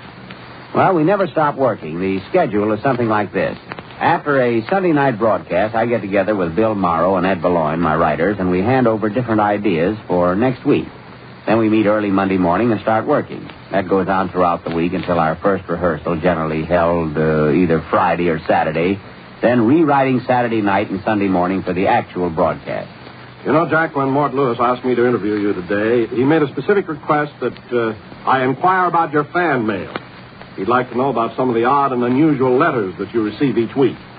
Well, they are odd and unusual. Honest, Don, you should have my tinfoil troubles. Tinfoil troubles? Now, what does that mean? Well, you remember the program early this season when I talked about my collection of tinfoil? Yes. Well, ever since that time, Don, I've received letters by the hundreds containing bits of tinfoil to be added to my collection. Believe me, I must have gotten at least 30 pounds of it. And that doesn't count the letters asking me to give the tinfoil to various charities. Well, Jack, no interview with you would be complete without a few words about your classic feud with Fred Allen. Now, did Allen make the first crack at you or vice versa? Well, naturally, Don. He started it. I wouldn't say anything nasty. Well, here's what happened, Don. A few years ago, when Allen had amateurs on his program, a little 9-year-old kid named Stuart Kennan played the B on his violin. And when he got through, Allen made a crack that Jack Benny couldn't do that. He ought to be ashamed of himself. Naturally, I was wounded. So I let my nails grow and clawed back. And as many times I've given him a good scratching, I have yet to strike blood. Anyway, Don, that's how it started. That has been going on ever since. Yes, sir. Well, Jack, we're just about through now, and as it's your anniversary, of course, you get the last word. All right, Don. I just want to thank Mort Lewis for the invitation to appear on today's broadcast for Behind the Mic. That goes for me, too, Jack. We now take you back to New York.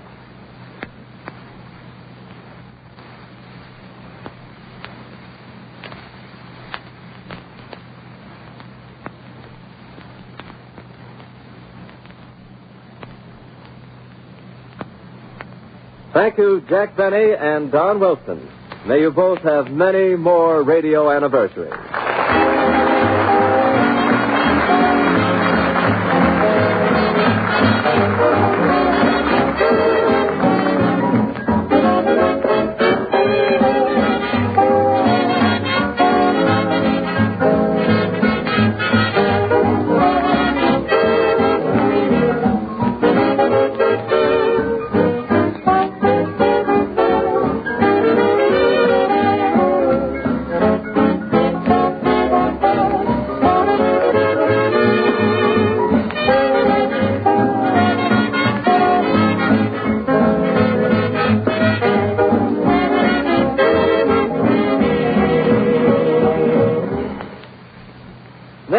On Behind the Mic, you'll hear the story of how the National Broadcasting Company gets its foreign news by shortwave, as told by the head of NBC's listening post, Jules Van Item.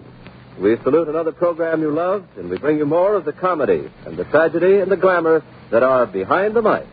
This is George Hicks saying good afternoon.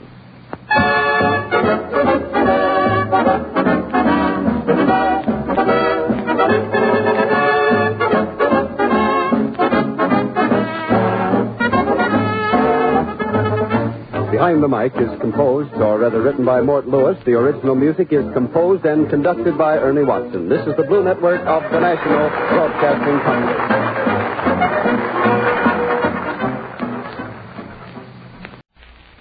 Ladies, this season's two-piece play suits are bolder, briefer, exposing more skin. You'll want to be a bare-skin beauty, beautiful all over. So get big bath-size Palmolive soap. Use it in tub and shower. Makes oceans of soft, lovely lather. Gives you Palmolive's famous complexion care all over. See if regular cleansing with Palmolive doesn't make your skin softer, smoother, more alluring. For bare skin beauty, get bath-size Palmolive soap today.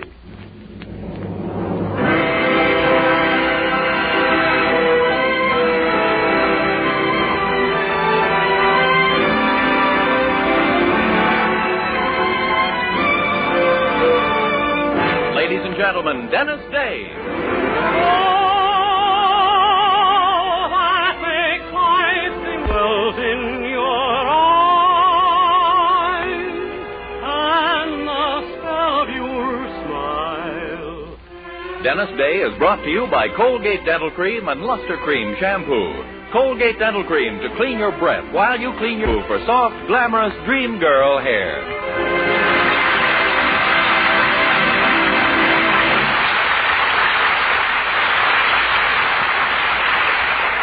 The Dennis Day Show with Barbara Eiler, Bea Benadera, Dink Trop, Charles Dant in the orchestra, and yours truly, Vern Smith, is written by Frank Galen and stars our popular young singer in A Day in the Life of Dennis Day. Here's Dennis to sing When the Red, Red Robin Comes Bob-bob-bobbing Along. When the red, red robin comes bob-bob-bobbing along, there'll be no more sobbing when he stops throbbing his old sweet song. Wake up, you sleepyhead. Get up, get up, get out of bed. Cheer up, the sun is red. Live, love, laugh, and be happy. What if I've been blue? Now I'm walking through fields of flowers. Rain may glisten, but still I listen for hours and hours. I'm just a kid again, doing what I did again, singing a song. When the red, red robin comes bob-bob-bobbing along. What if I've been blue? Now I'm walking through fields of flowers. Rain may glisten, but still I listen for hours and hours. I'm just a kid again, doing what I did again, singing a song. When the red, red robin comes bob-bob-bobbing along.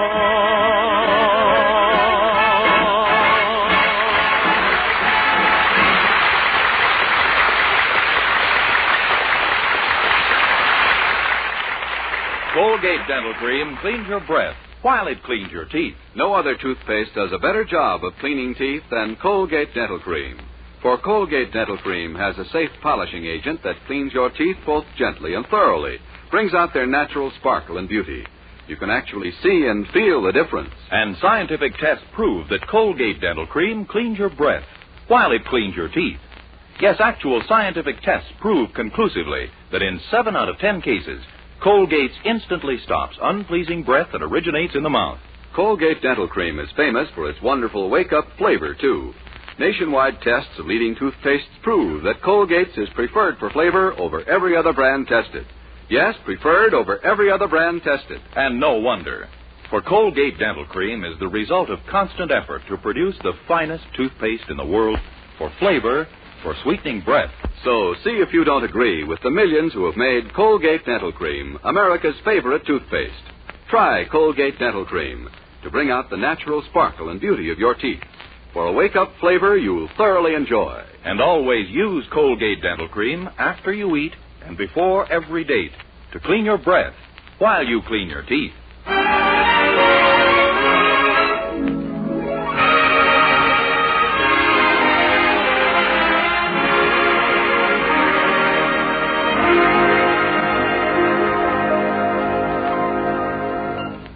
In his relatively short lifetime, our young hero, Dennis Day, has held a great many jobs. And up till now, no employer has ever accused him of helping business. But things may have changed, for yesterday, Dennis became a clerk in the Weaverville District Telegraph Office. And those who know him say this will not help one business, but two, the post office and the telephone company. Our young hero, however, is determined to make good. In fact, to become the greatest telegraph clerk in history. And he's now telling his girlfriend Mildred how he's going about it. You mean you don't send out the telegrams the way the customers write them, Dennis? Oh, I keep the sense of them all right. But you take one of the wires I got this afternoon. George fell off a horse today and broke both his arms.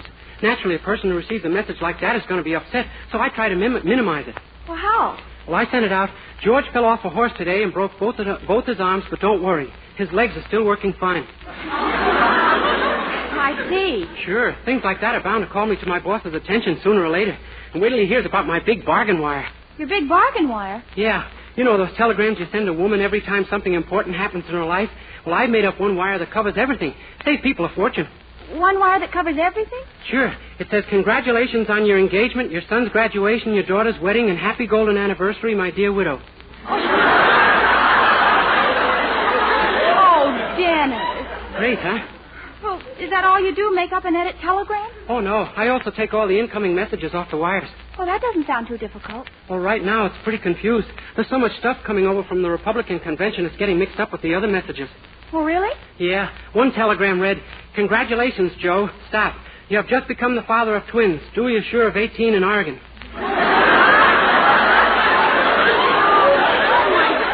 That's what a mix-up. I hope you straightened it out. Oh, sure. I sent Dewey a telegram that he'd had twins in Oregon, that's all. And the other wire read, you have just become the father of 18. Joe, stop. Oh,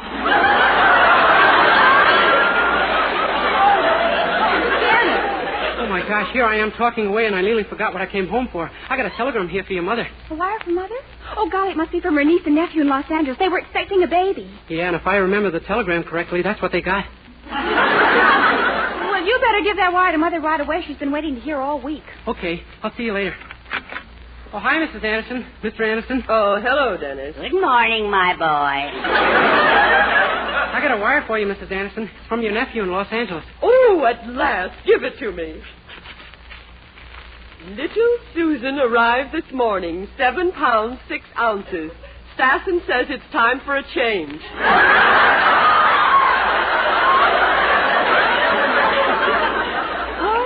Oh, it's that darn convention news sneaking in again. It's just a mistake, Mrs. Anderson. Oh. Well, isn't it just marvelous, Herbert? Bill and Henrietta have a little girl. Yeah. I hope they didn't have the trouble that we did when Mildred was born. Remember, for a while, the doctor was afraid he might lose me. Yes, but we managed to pull you through. Oh, my, isn't this exciting? We've just got to buy little Susan things for her layette. Herbert, we'll use the $50 we've saved up. Why, Poopsie, that $50 was supposed to buy that new suit I need so badly. Herbert, you don't want your new little grandniece to go naked, do you? She'll attract a lot less attention that way than I will.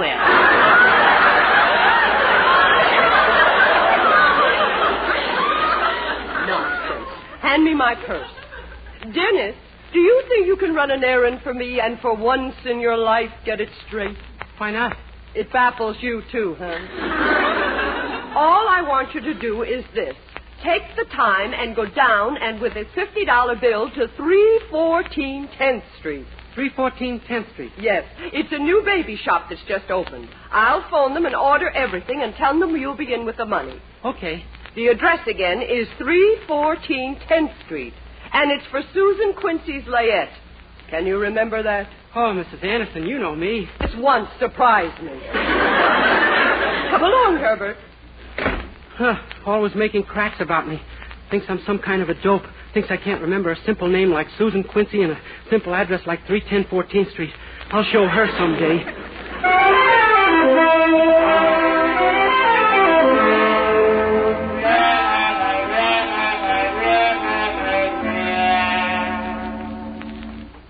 This is sure some town Big Sam picked out for us, Pinky.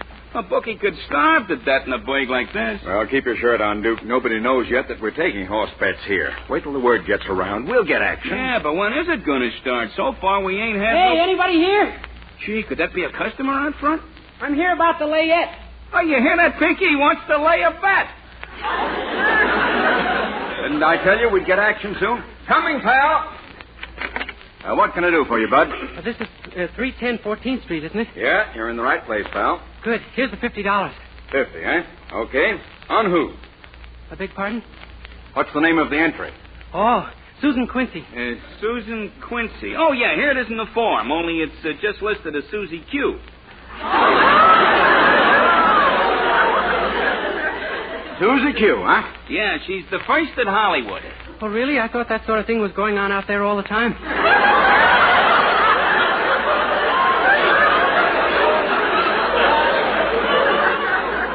Well, how do you want her, pal? Huh? Well, do you want her to show? Oh, no, that's why I gave you the $50. Then you wanted to go on the front end. I wanted to go on both ends. She might get in a draft or something. In other words, you wanted to cross. Sure, cross around everywhere. Personally, I don't think she's got a chance, kid. Not with the kind of handicap she's faced with today. Oh, you know her parents? Well, no. She's got pretty good bloodlines. Oh, the best. Her father spent 4 years in Harvard, and her mother came from Wellesley. Harvard and Wellesley, never heard of. Must be trotting tracks.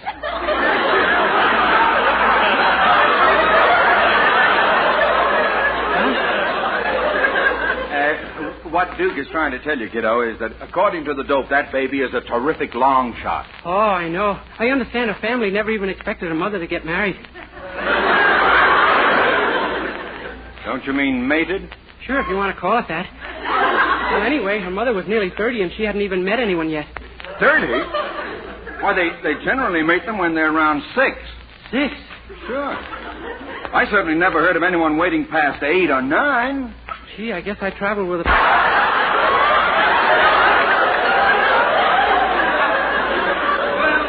There ain't no use discussing it any further. Your dough is up, and you got yourself a deal. Swell. I'll drop back in on my way home from work and pick up the bundle. Pretty sure of yourself, huh? If you ask me, you'll find this Susie Q pulled up in a stretch. Oh, that's ridiculous. Who ever heard of anyone wearing one of those at her age?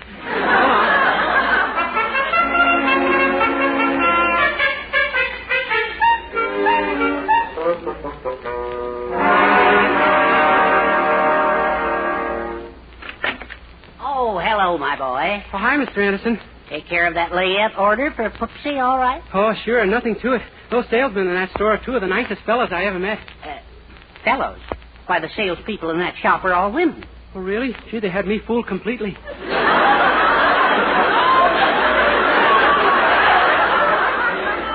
Dennis, what address did you go to? 310 14th Street, just like Mrs. Anderson said. 310 14th Street? Why, she said 314 10th Street. You mean I made a mistake? Well, what'll I do? Well, as I see it, you've got a choice between a head start and a headstone. Boy. What kind of a store was it? Can you describe it? Well, there were just these two men in the back sitting at a desk. One of them was reading a newspaper called The Racing Form, and he was... Oh, my soul and body, Dennis. You gave that money to a couple of bookmakers. Oh, my gosh, and it'll be at least 6 years before little Susan learns to read.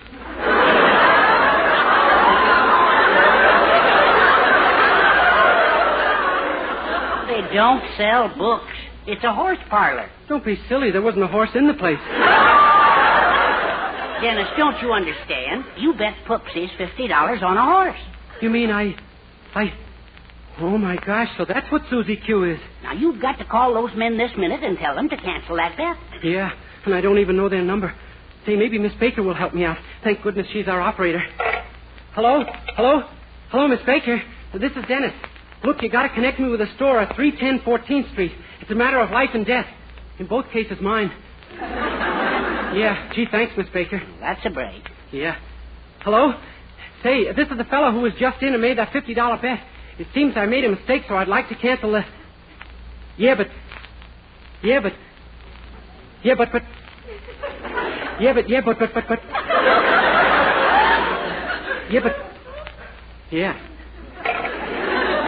Well? They said a bet was a bet, and if I tried to get out of it, I'd find myself in the river some dark night. What can I do, Mr. Anderson? You know how easily I catch cold. It isn't pleasant to have a cold in your head and your head in a block of cement. Yeah, they aren't even handling the bet themselves because they haven't got that much money. They said they're phoning it in to someone called Big Sam over in Middletown. Oh, if we could only think of some way to keep that phone call from getting through, then the bet would be off. Well, you know that's impossible, Mr. Anderson. The only chance we have is if Susie Q wins the race. Well, do you think she possibly can, Dennis? Gee, I don't know. Let's have a look at that paper and see how the experts rate her. Yeah, here. Let's see. First race at Hollywood Park. Waterman. Very Foy. Good early speed from gate. Excellent morning workouts. Red sunset. Speed and plenty of courage. Susie Q has bushy tail.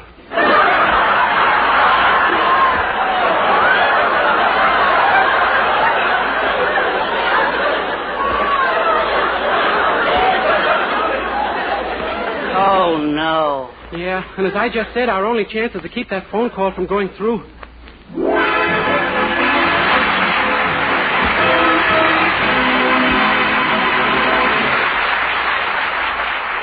We'll be back in just a moment to continue our day in the life of Dennis Day. Meanwhile, here's Dennis to sing Dolores. I love the kisses of Dolores, not Marie or Emily or Doris, only my Dolores.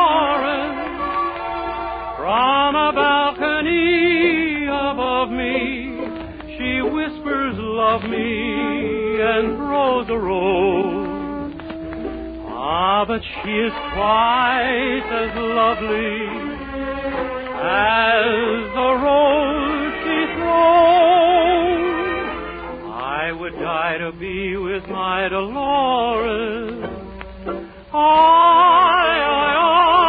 Dolores.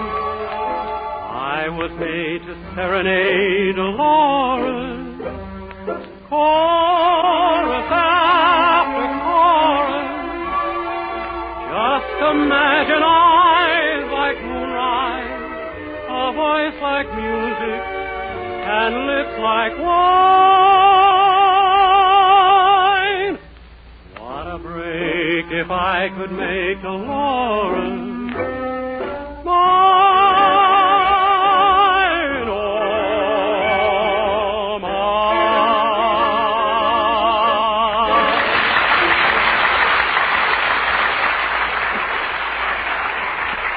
It started when Mrs. Anderson gave Dennis $50 to buy a layette for her grandniece, and he bet it on a horse by mistake. Now the only chance he has is to keep the bet from being phoned into the bookie in Middletown. Luckily, his spinster friend, Miss Baker, who has quite a crush on him, is the local telephone operator. So Dennis has just dropped down to the exchange to see what he could do about tying up the phones. Why, Dennis, what are you doing here? Oh, I just dropped in to thank you for getting me that number, Miss Baker. It sure was nice of you. Oh, it was nothing. Sit down, darling. Sit down. Right here on this stool. But you're already sitting on it. Yes, I know. Miss Baker, please. This is a place of business. Of course, and that's just what I mean. Come on, you gorgeous thing. Oh, now, Miss Baker, I'm no different than hundreds of other attractive men, and you know it. Oh, but you are. If I had a dozen boyfriends, I'd look at you the same way. Really? Yes, of course, I might be a little more relaxed about it. Come on, sit down here. Oh, no. Gee whiz, you get me all embarrassed. You're not embarrassed about sitting on that little Mildred Anderson's lap. I saw you last night. Miss Baker, you've been spying again. Oh, I have not. I just happened to be walking past your keyhole on my knees.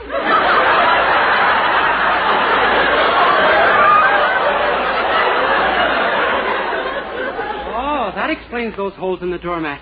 Well, I can't help it if I'm a little jealous. You've never taken me out even once since we met. Well, would you like a date with me tonight? Tonight? Oh, Dennis, do you mean it? Sure. Why don't you run over to the beauty parlor and get yourself all fixed up? I'll run your switchboard for you. Oh, you mean right now? Oh, why wait? If you want to look attractive, you better start pretty early. Oh, but Dennis, I can't be... Oh, just a minute. I'll take this call. Hello?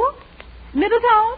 Yes, sir. Middletown. Quick, Miss Baker, to the beauty parlor. Hurry before they run out of eyelashes and hips and things. Quick. Dennis, I have to... Go ahead. I'll take this call. Hurry, or no date. Oh, well, all right. Here, take my headset. I'll see you later. Okay. Oh, my gosh, I got to stop this call from going through. If he gets to Big Sam... Hello? Just want your number, please. Yes, I want Middletown 333. Middletown 333? Yeah, 333. That number has been changed to Middletown 334. Okay, then give me Middletown 334. That number has been changed to Middletown 433.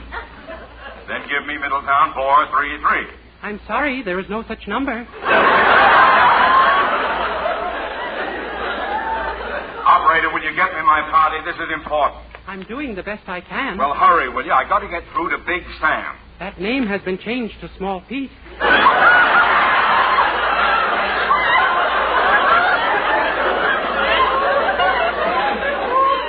Has not. I want Middletown 333. Do you understand? Yes, sir. I'm connecting you with Pulaski 333. I don't want Pulaski. I want Middletown. Middletown. That name has been changed to Cincinnati. I want Middletown 333. Can't you get that through your head? Yes, sir. I'm ringing Hoboken, Nyan. You've got the wrong number. Oh, I'm sorry. I'll hang up. I mean, I got the wrong number. Okay, then you hang up. Please, operator. I want Middletown 333. Please. I will connect you. Thank heaven. Here is your party. Hello, Big Sam? I'm sorry, your 3 minutes are up. What? Kindly deposit $87 for 3 more minutes. Come on! I'm going down to the telegraph office and send a wire. Goodbye! Oh, my gosh, the telegraph office. Where's my hat?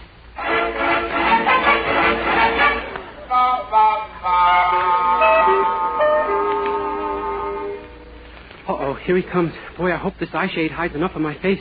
He recognizes me. Hey, mister, you. Howdy, Bob. I want to send this wire to Middletown right away, immediately. You understand? Fast. No, don't get in a sweat, sonny. Keep your Bull Durham dry. Who's she going to? Sam Daniels. Hey, what's that last name? Daniels. Better spell it for me, sonny. All right. D-A-N... What's the first letter? D. D as in darling. D as in what? Didn't quite catch that. Darling. D-A-R... What's that letter after A? R. R like in return. A? Return. R-E-T... What'd you say? T. T as in tomorrow. How's that again? Tomorrow! T-O-M-O-R-R-O-W. I didn't quite catch that last letter. W. Like in wife. A? Wife. W-I-F-E. W-I-F what? E. Like in elope. E-L-O-P. Did you say... No, P like in plumber. Oh, plumber. Now I got it. I'll read your wire back. What wire? Darling, return tomorrow. Wife eloped with the plumber.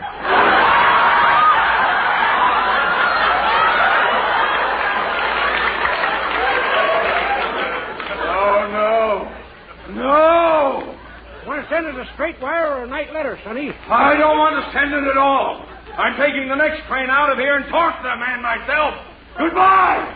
Oh, my gosh, the train. Well, what am I waiting for? I know Earl Welch, the station agent, pretty well. Where's my hat?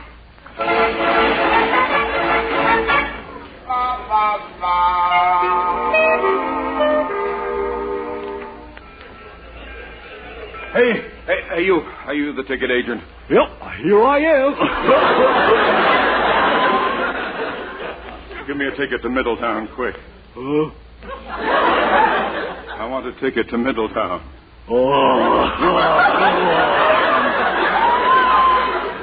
What's the matter? Are you crazy or something?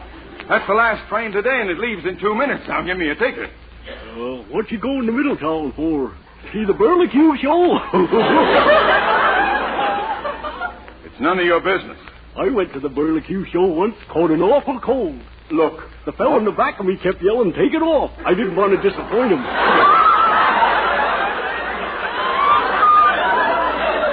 Look.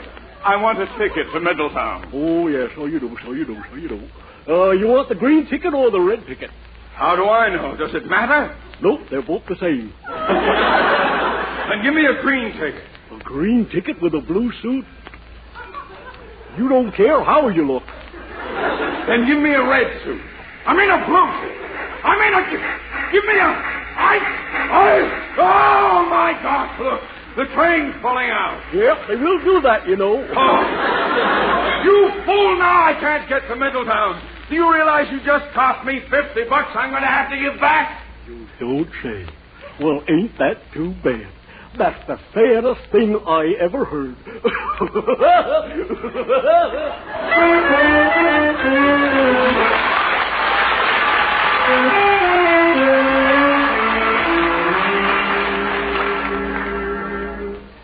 And he returned Mother's $50 to you, Dennis? Sure, the bet was off. I outsmarted him. But I still may be in trouble with your mother, Mildred. I found out something when I got back to the telegraph office this evening. What? Well, I found out that... My gracious, did you children see the evening papers? No, why, Mother? Oh, if only I'd played a hunch today. Huh? Well, what do you mean? Well, this morning Susan Quincy was born, and this afternoon a horse named Susie Q won at Hollywood Park and paid over 200 to 1. Mildred, if you want to shoot me, I'll be glad to write a suicide note. Oh, my golly, is that what you meant you found out at the telegraph office? No, I didn't know about that. But I found out that I delivered the wrong telegram to your mother this morning. What? Yeah, the wire I gave you was supposed to go to Mrs. Wilkins down the street.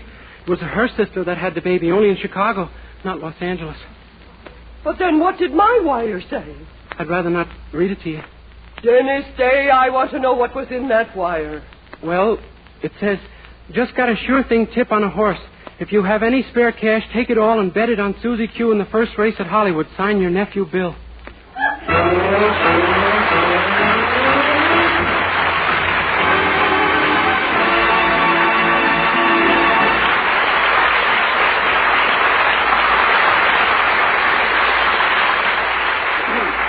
Dennis Day will be back in just 1 minute to sing Blue Shadows on the Trail. But first... Dream girl, cream girl, hair that gleams and luster cream shampoo. Yes, for soft, glamorous dream girl hair, try Luster Convenient tubes or jars, whichever you prefer. Luster Cream, the new three-way loveliness. Fragrantly clean, glistening with sheen, soft, easy to manage. Not a soap, not a liquid, but an utterly new, rich lathering cream shampoo. A blend of secret ingredients plus lanolin. 4-ounce jar, $1. 4 jars, 49.25 cents. Be a dream girl, a lovely Dream girl, beautiful luster cream girl, you owe your crowning glory to a luster cream shampoo. Well, as Jack Benny would say, we're a little late, folks. Good night.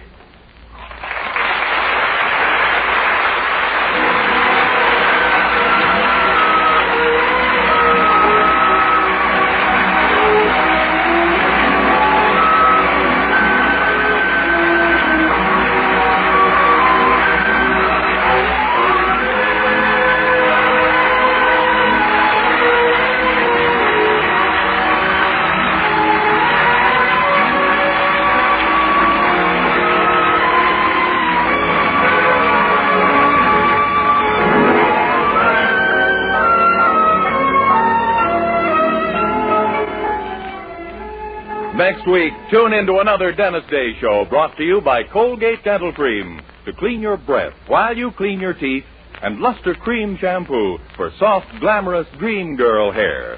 This is Vern Smith speaking. Good night.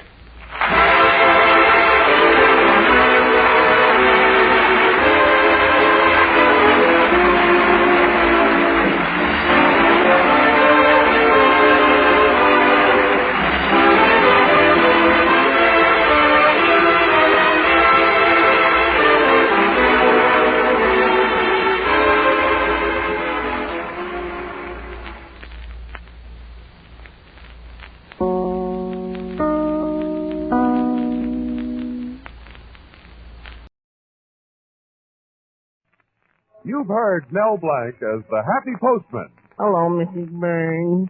Here's your mail. Goodbye, Mrs. Burns. Remember, keep smiling. You've heard him as the famous train caller. Hey, leaving on track 5 for Anaheim, Azusa, and Cucamonga. You've heard him as the lovable character Zookie. Well, in the picture shop, I'm the president. I'm the vice president. I'm the treasurer. I sweep out the place. You've heard him as the famous Warner Brothers cartoon character Bugs Bunny. What's up, guys? Now hear him as the star in his own show. Hello, Mel Blanc's Fix-It Shop. You bend it, we mend it.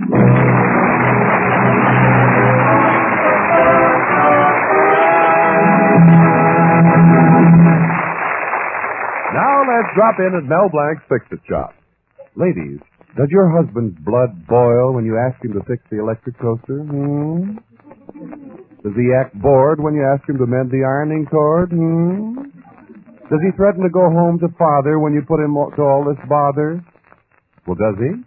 That's what I thought. You can put an end to all this if you get to know Mel Blanc, who can make anything run smoothly except his romance with Betty. Gosh, Betty, we always seem to be fighting. Now, I'm not really fighting with you. I love you. Don't you know that when two people are in love, there's bound to be a little fighting? Joe Louis and Moriello weren't in love very long, were they? Oh, Mel, you're such a fool. Oh, thanks, Betty. Gosh, you know I mean well. I know it, but you kept me waiting 3 hours last Saturday while you were fixing Mrs. Allen's lawnmower. Well, it was a big job. But you weren't satisfied just fixing the lawnmower. You had to trim the hedges and mow the lawn. And then... Yeah? What did you charge it? 50 cents. The idea of charging anything like that. Well, honey, these people just have to get used to paying through the nose. Well, that's what I mean. You see, you're just not a good businessman. Take yesterday's job on Mrs. Nelson's baby carriage. You were paid specifically to fix the hood. But no, you weren't content. You had to change the wheels and the tires and the color. Is there anything you didn't change? I didn't change the baby. Oh, now, I'm serious. Now, look, my father discovered a leak in the water heater, and I think I talked him into letting you fix it. Oh, that's swell, honey. I'll get my kit and go right over. Oh, no, not so fast. He's coming over here himself. He still only has half a mind to hire you. Oh, that's all right. I've never been hired by anybody with half a mind before. Oh, Mel, don't you see? This is your chance to impress Father. Oh, don't worry about us. Your father and I have a perfect understanding. You do? Sure. There's nothing he wouldn't do for me, and there's nothing I wouldn't do for him. That's the way it's been for 5 years. We hadn't done a thing for each other. Oh, darling, look, instead of just fixing the leak, convince him you're the one to do all the repairs around the house. Oh, that's easy to say, but every time your father opens his mouth, I put my foot in it. I mean, well, all I know is somebody's foot is in somebody's mouth, and, well, it's not comfortable. Oh, your trouble is you're not firm enough. When you're talking to him about the house, stand up to Father. You're right, Betty. That's the spirit. I'll stand up to him and say, listen, Mr. Colby, your foundation is loose. Your frame is out of shape. You should do something about that bay window in the front. Honey, that's wonderful. Boy, is he a mess. No. Oh, I mean the house. But anyway, if your father tries to interrupt me, I won't let him get a word in edgewise. Oh, darling, here comes Father. Now, don't forget to search yourself. Be firm. Don't worry, honey. As soon as he walks through that door, I'll be on him like a tiger. Mr. Colby? Well, what is it? Would you be put out if I told you there's something wrong with your house? I've been trying to put that certain something out for the past 5 years. Any luck? Father, that's not fair. Mel's really got some wonderful ideas. Well, let him get to the point. You forget I manage a supermarket. I'm a busy man. Now, what do you intend doing to my house and why? Well, first thing, I'd remove that tall, skinny thing you see as soon as you enter. And what's wrong with Mrs. Colby? No, I mean that old-fashioned hat rack. Oh, nonsense. Father, this is such a good time to fix the house while Mother's away visiting and Cousin Gussie's due any day for her yearly visit. Oh, your mother's cousin. Yes, please. Well, ever since your mother and I have been married, dear Cousin Gussie has been coming to the house in September and hibernating until April. Gosh, September till April, all the months with an R in it. Is she a cousin or an oyster? Oh, that's a good one.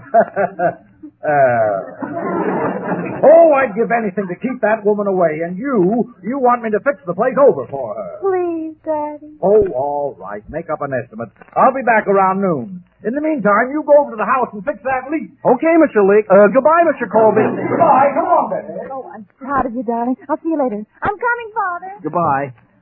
Boy, I guess I told him. Now I gotta show him. Oh, Uncle Rupert. What is it, nephew?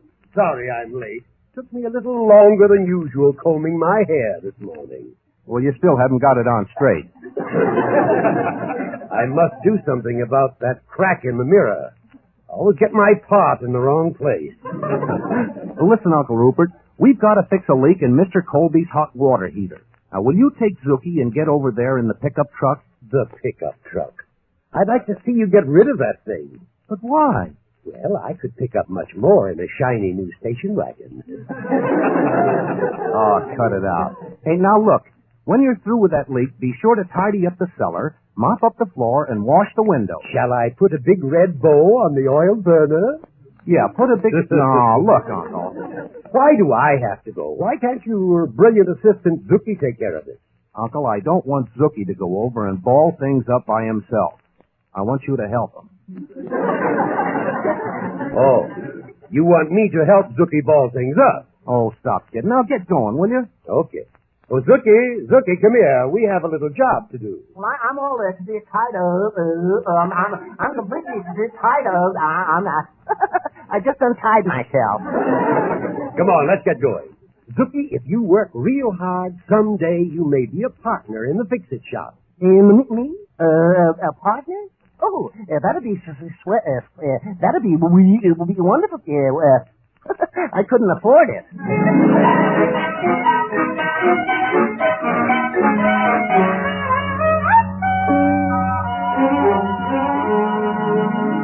Now, look, Blank, I'm in a hurry. Just what is it you want to do to my house? Well, Mr. Colby, that door that leads to the back porch, that should be put on the entrance to the parlor so people can get a little privacy. Huh. So you and Betty can have privacy. A lolly-doddle. Lolly-doddle? Gee, what? Oh, pardon me, Mr. Colby. Make it snappy. I'm in a hurry. Oh, yes, sir. Hello, Mel Blanc's Fix-It Shop. You bend it, we mend it. Oh, Melvin, this is Uncle Rupert. I'm at the Colby house, and I wanted to check up on what we were to do here. Well, Uncle, I told you what to do. Eddie, Mel's plans look too complicated. Oh, no, it's easy. All you have to do is take that door off the back porch and put it on the entrance to the parlor. Then knock out that small window over the sink and make it larger. Anything you say, Mel. Goodbye. Huh? Oh, goodbye, Uncle Rupert. Now, look, Mr. Colby, this is really a very simple job. I'm sure you'll like it. I just can't believe that Mel wants us to change those doors. Mel knows what he's doing. You know, someday he's going to be a captain of industry. He'll be a lieutenant. He'll be a sergeant. He's going to have a door marked private. Bookie, I'd better get on the phone again and check. We can't afford to make any mistakes on this job. Mel Blanc Fix-It Shop. You bend it, we mend it. Melvin, your voice has changed. Oh, Uncle Rupert, this is Betty. Mel's busy. Do you know what Mel wants to have done in your house? Oh, yes, he's just discussing with Father. He wants to take the door off the back porch and put it in the parlor and make the kitchen window bigger. Are you sure? Of course I'm sure. Well, thanks. Goodbye. Bye. Hey, did you find out what we have to do? Yes, and I don't understand it, but Mel and Betty say that we have to change the door from the back porch to the parlor and put a big window in over the sink. Well, let's get busy. We really have to knock this place apart. Oh, boy. This ought to be fun.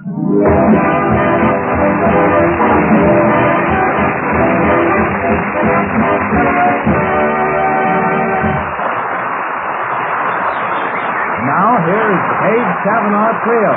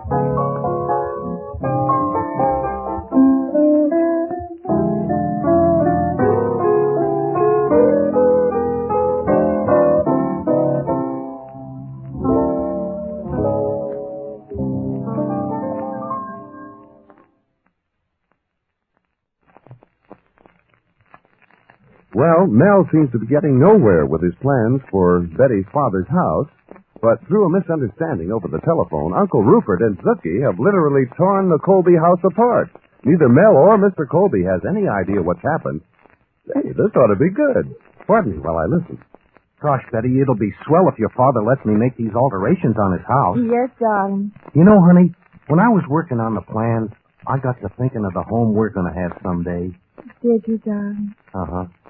And a funny thing, I saw an ad in the paper offering just a kind of a deal for us. It said 2-bedroom honeymoon cottage, near transportation and shopping district, unit heat, unhampered view, $40 a month. Oh, well, that sounds too good to be true. Where is it? 916 Pine Street, Ketchikan, Alaska. Oh, seriously, I've been thinking of a cottage like that ever since we first met. Do you remember the first time we met? Do I? Do you remember the first kiss? Yes. I can still feel it burning on my forehead. Well, I didn't want to sweep you off your feet. Oh, Mel, darling, I think this is the turning point for you. Yeah, after I tie up this job, there'll be bigger ones. And before you know it, I'll get a cash register. Yeah. You know, you'll have to learn to blow your own horn a little bit. What do you mean? Well, when you're working at our house, put our sign out. This renovation job by Mel Blanc. Gosh, yeah. Sure, everybody takes credit for his work. For instance, when an artist is through, he always signs his name. Whistler, Michelangelo, Rembrandt. Yeah, and Kilroy. Why, everybody who sees that sign will go around saying, that job is Mel Blanc. That's Mel. Gee, that sounds great. That smells. Hey!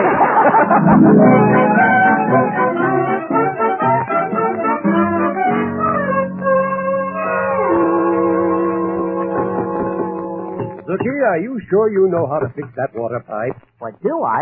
I was a top-ranking student in the school of I was the highest-ranking engineer. I was the class valedictorian. Boy, am I a dunce. As I see it, all that's needed is a couple of new washers. Oh, no, yeah, that won't work. There's too much pressure. I'll have to bend the pipe. Go ahead and bend it. Can you bend it by yourself? Oh, easily. And now watch. I'll just pull a little like this on the ring. Well, I'll just force the.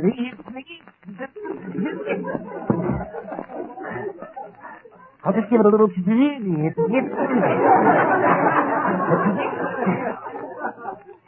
you got a stick of dynamite in the house? Zookie, please hurry. That leak is getting the floor all wet. Oh, don't worry about the floor being wet. When I get through with this pipe, the place will look like the Sahara Desert. It'll look like the Mojave Desert. It'll look like it's Niagara Falls.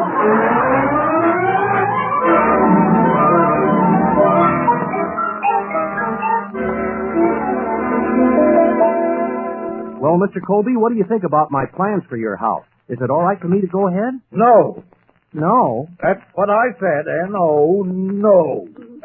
But why, Mr. Colby? Now, look, I don't want to argue about it now. You're coming to the house tonight for dinner. We'll discuss it further then. Okay, Mr. Colby. Ready, and I'll pick you up here in about an hour. Now, you be ready. I don't like to be kept waiting. Okay, Mr. Colby.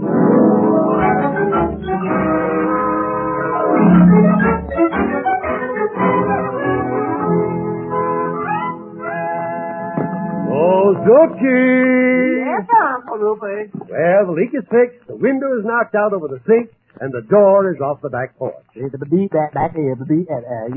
I guess that's all we can do today. Let's go home. Oh, you can't. We forgot to put the hinges on the door in the parlor. It'll fall down. Don't worry about the parlor door. We'll put the hinges on tomorrow. But it'll fall down and hit someone. Zookie, nobody's going to touch it. Now, take this stuff out to the truck. I'll pack my tools back. Okay, I'm going. Let's see. Now, my hacksaw, my wrench, fire. Oh, Uncle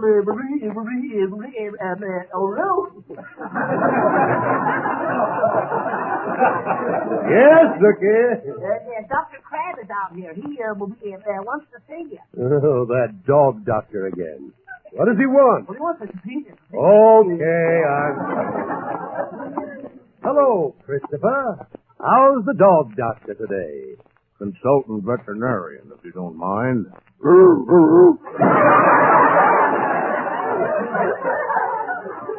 What's the matter with you? Nothing's the matter with me. Just got a catch in my throat. Could I have a pan of water? Well, what's on your mind? Well, I saw the fix-it-shop truck outside and thought you'd save me a trip. I want Mel to fix his dog collar. Anything else? No. It's for my new female hound dog from Mississippi. My, how she handles that big Boston bull who comes to courting her. Funny thing, she won't have anything to do with that big Boston bull. She's choosy, eh? Yes, she just won't take any bull. Now, wait a minute. Yep, and that same female hound from Mississippi is just the same about all other male dogs. Just wraps them around her little paw. What has this canine Cleopatra got, anyway? They all love her accent, Rupert. Accent? Yep. All she has to say is, you all? Christopher, we were just leaving. Oh, glad you reminded me, so much. But remember, horses listen to their maw and never talk to a stranger. You don't hear Silver shout, "Hi-oh, Lone Ranger!" Bye, Rupert.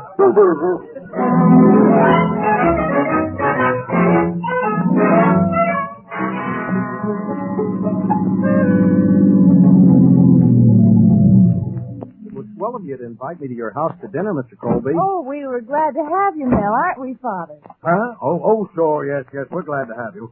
Well, let's get into the house where I can relax. I'm tired. Holy terrors! Who tore that hole in the side of my house? Hole? Why, you... What happened to the window that was in there? Oh, gosh, I don't know, Mr. Colby. I was in the shop all day. Mel, look what Rupert and Bookie did. Oh, thank you, addle-pated, feeble-minded, dim-witted... Oh, Matthew! It's Cousin Gussie! Oh, no! No! Oh, listen, her too. Hello, Matthew! Well, it's good to see you again, Cousin Gussie. Good heavens! This place is a shambles. You're telling me. Well, gracious, how long is it going to be like this? Oh, it'll be like this for months, maybe years. Really? You wouldn't want to stay here under these conditions, would you, Cousin Gussie? And why not? Well, I didn't want to inconvenience you, that's all. Oh, I'll be the judge of my own convenience.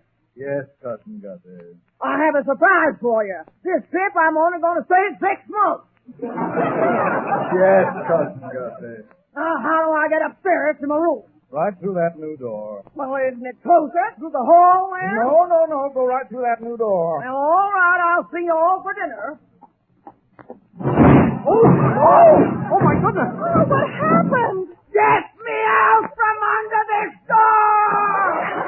Oh, I'm terribly sorry, Cousin Gussie. Matthew Colby. Now take your hands off of me. You premeditated murderer. You killer, you. I've always known you didn't like me, but I never thought you'd try to kill me. Now, I'm getting out of here this minute. I'll never step foot in this house again as long as I live. Oh, here, let me help. Don't just touch me, you assassinator. Goodbye.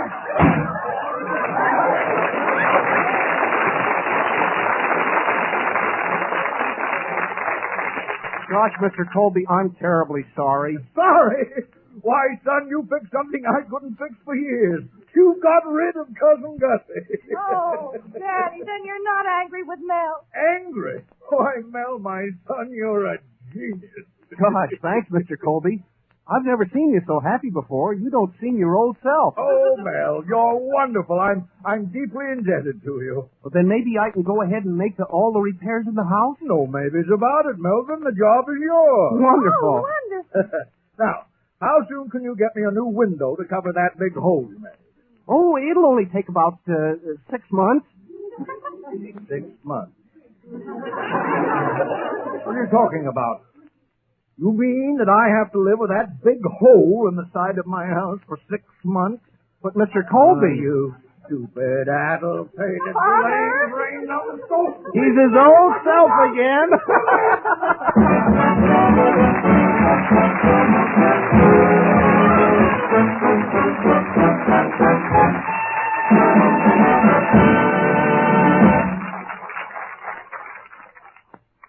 We'll be back in a moment with the Zookieism.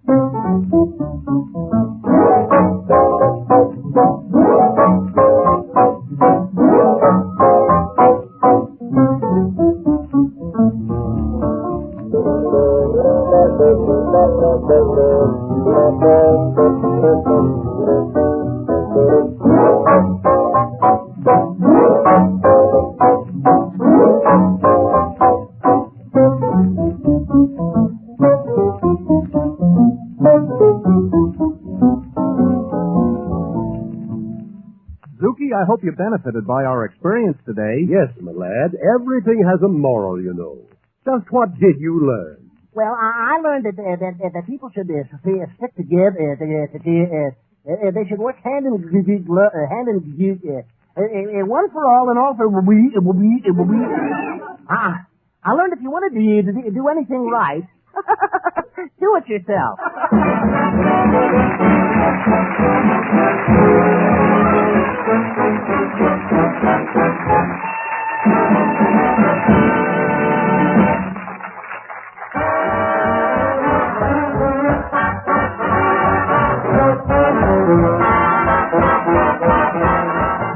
This is the Armed Forces Radio Service, the voice of information and education.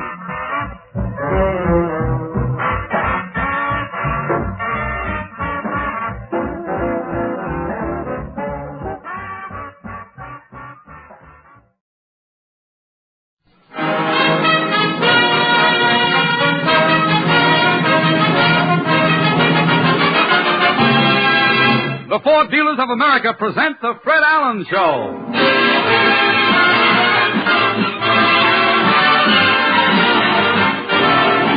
The Fred Allen Show with Fred's guests Basil Rathbone, Fulton Hoffa, Minerva Pius, Peter Donald, Parker Fenley, the DeMarco sisters, and Al Goodman and his orchestra. And this is Kenny Delmar speaking for your Ford dealer. It has been years since any new development in trucks has created such a sensation as the new line of Ford trucks. In the first place, they're tomorrow.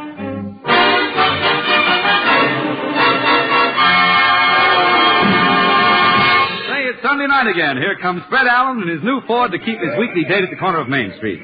As Fred turns to lock his Ford, he hears a voice say, Mr. Allen! Portland, gee.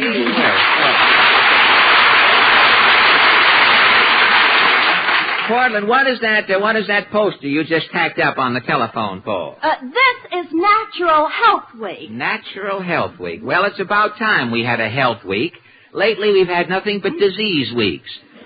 Sinus week, have your appendix out week, get a friend to look in and see if your tonsils are infected week. If people observe Natural Health Week, they'll live forever. Oh, that's bad. If people live forever, what will become of the undertakers?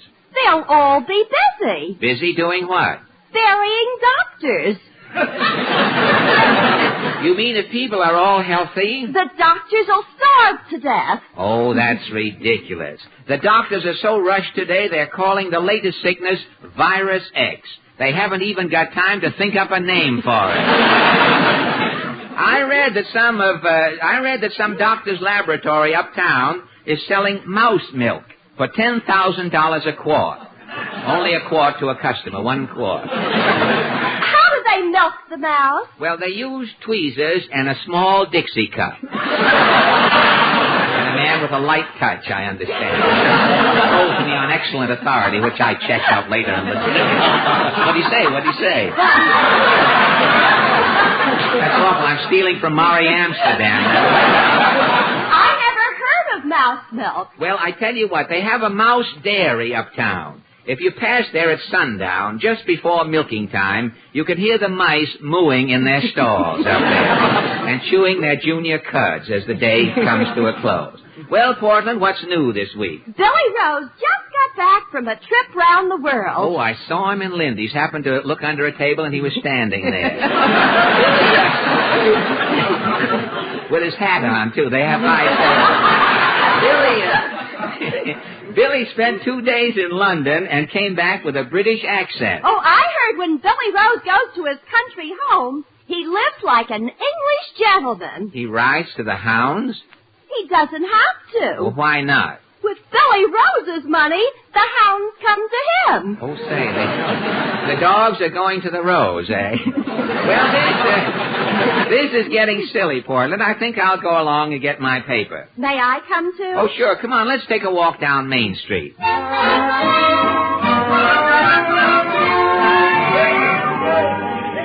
What does the paper say? Say, here's a political ad. Look at this. Alonzo Squires is running for the city council in Charlotte, North Carolina. Imagine he's got an ad way up here in the New York paper. Look at this, a thought for today. What is this? The emptiest man in the world is the man who is full of himself.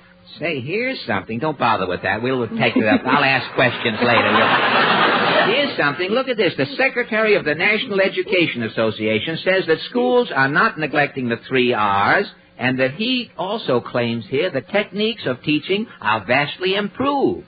Do you think the methods of teaching are better? Say, it's so long since I went to school, I don't even know, Portland. I tell you, I'll ask some people now as we're walking down Main Street. This man coming along, drooling on his lapel to keep his gardenia fresh. Pardon me, sir. Well, I say Claghorn's the name. Senator Claghorn, that is. Well, sir. Don't hem and haw, son. Shoot it to me. What's on your mind? Well, Let's go, son. I'm busier than a glutton loose in a pantry. You're busy? Yeah, me and Harry opened the baseball season down in Washington. Harry threw out the first ball. Did the president enjoy participating? You couldn't stop him. The way things are going, Harry will play ball with anybody. Good. Harry couldn't wait to throw that first ball out to the Washington team. Why? It was the first time this year the Senators took anything from Harry. Senator, I noticed that Governor Dewey went to the Yankee game. Yeah, I seen the picture in the paper, son. Yes?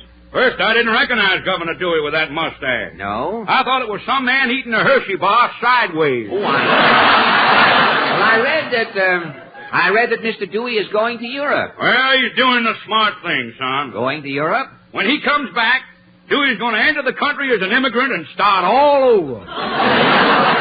Well, Senator, what about scattered applause? You notice I'll let it accumulate and give it to you in a lump later. Senator, what about our question tonight? Do you think the techniques of teaching at school have improved? Well, son, the foundation of our American school is the 3 R's. The American. What about foreign schools? Russia has the 3 R's. Russia has the 3 R's? Poland's ours, Hungary's ours, and Bulgaria's ours. Well, how about teaching in this country, Senator? Well, son, the greatest teacher in the U.S. today is little old Harry Truman. He's the greatest teacher? At the last election, Harry taught 40 million Republicans a lesson.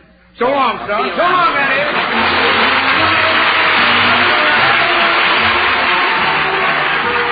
Now, come on, Portland. What are you stopping for? Look at this sign. Outside the tavern? It says no parking. Let me see. No parking near tavern. This is a loading zone.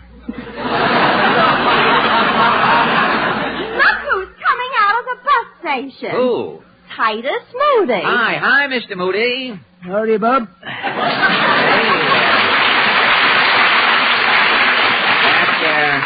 That's some suitcase you have there. Yeah, it's cellophane. A cellophane suitcase? Why, look, you can see right through it. Comes in mighty handy. Well, how? If I'm looking for something, I hold up my suitcase. Yeah? If I can't see what I'm looking for, I know I got it on. Well, that's... Well, Mr. Moody, about this school business. Now, do you think the teaching methods have improved? Oh, shucks, I don't know nothing about school. Oh, really? No, my whole family was so ignorant there was a law against us. You were really ignorant, eh? My pa not only didn't know nothing, he didn't suspect nothing.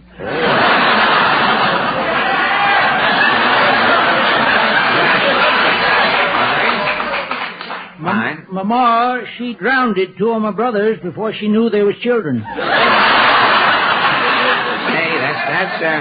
that's pretty bad. And my uncle, Snavely Moody, he didn't even know he was supposed to wash himself. Not till he see a cat doing it. He got the idea from the cat, eh? Every Saturday night, my uncle would sit around in front of the stove lapping himself. Tell me, how do you feel about learning? Why, everything depends on the teacher. I see. The little country school I went to, the teacher taught arithmetic by counting off her toes to the class. Oh, the teacher would count on her toes? She'd put her 2 big bare feet up on the desk. Yes. But the little toe on her right foot was missing. Well, did the missing toe bother her arithmetic teaching? Oh, it sure did. How? Till I was 40-year-old, I thought 5 and 5 was 9. So long,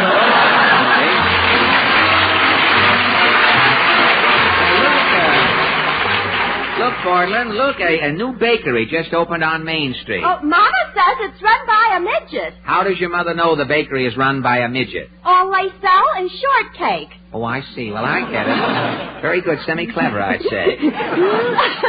Look who's coming out of the bingo game. Mrs. Nussbaum, tell me, how did you do playing bingo? My luck a horseshoe should have. You are not bringing home the bacon? Not to my home. I couldn't stop tonight. I'm in a hurry. I couldn't talking anymore. What, Mrs. Nussbaum? It's too bad Mrs. Nussbaum couldn't stop. What do you know? Well, it's all right. I tell you, I'll try this little man coming along carrying the green flag. Hi, buddy. Oh, how do you do? Ajax Cassidy. What is that green flag with the gold harp on it, Ajax? Erin Gobra. You mean you're celebrating? Haven't you heard the news, you heathen infidel? Ireland is free. Have you been celebrating all week? Me boy, as soon as word reached Kerrigan's, we all drank a toast to the Republic. Yes. Then we drank a toast to Eamon de Valera. Yes. Next, a toast to King George. Yes. Then a toast to Martin Downey. Yes. Then a voice said, "This drink is on the house." On the house. How we all got up there, nobody knew.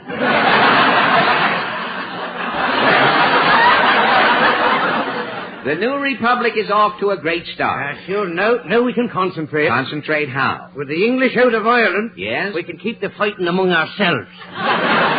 Well, now that Ireland's free, a great injustice has been remedied. Only one injustice remains. And what is that? The greatest injustice in the world is that money is green and the Irish have so little of it. Me especially. Well, Tell me, Ajax, what about schools and teaching? Me boy, to me, schools are a waste of time. How do you mean? Well, if you're born in Ireland, you only have to learn one thing. And that one thing is? How to get to America. Goodbye to you. So long, Ajax. Come on, Portland. Let's stop in the music store. I have a surprise for you tonight. A new song? Ah, yes, but this is a song with a little story. Last October, when you and I started walking down Main Street, Al Goodman wrote a few bars of music, which he called the Allen Stroll. You know the music. Well, so many people wrote to Al Goodman asking what the music was, if it was a song, that Al decided to use the few bars as a theme and compose a song. Mitchell Parrish, the man who wrote the lyrics for Stardust, has assembled the words, and tonight, for the first time, Portland, the 5 DeMarco sisters will sing the new Al Goodman, Mitchell Parrish number, Carousel of Love.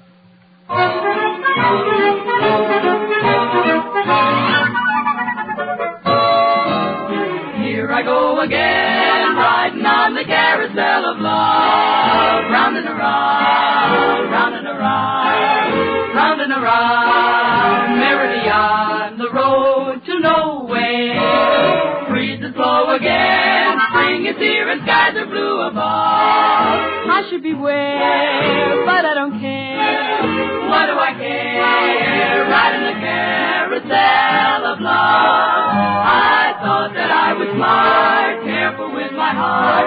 Love and I were really through. But that was long ago. How was I to know that I'd meet lovely you? So here I go again, riding on the carousel of love. Round and around, round and around, round and around, head over heels in love with you.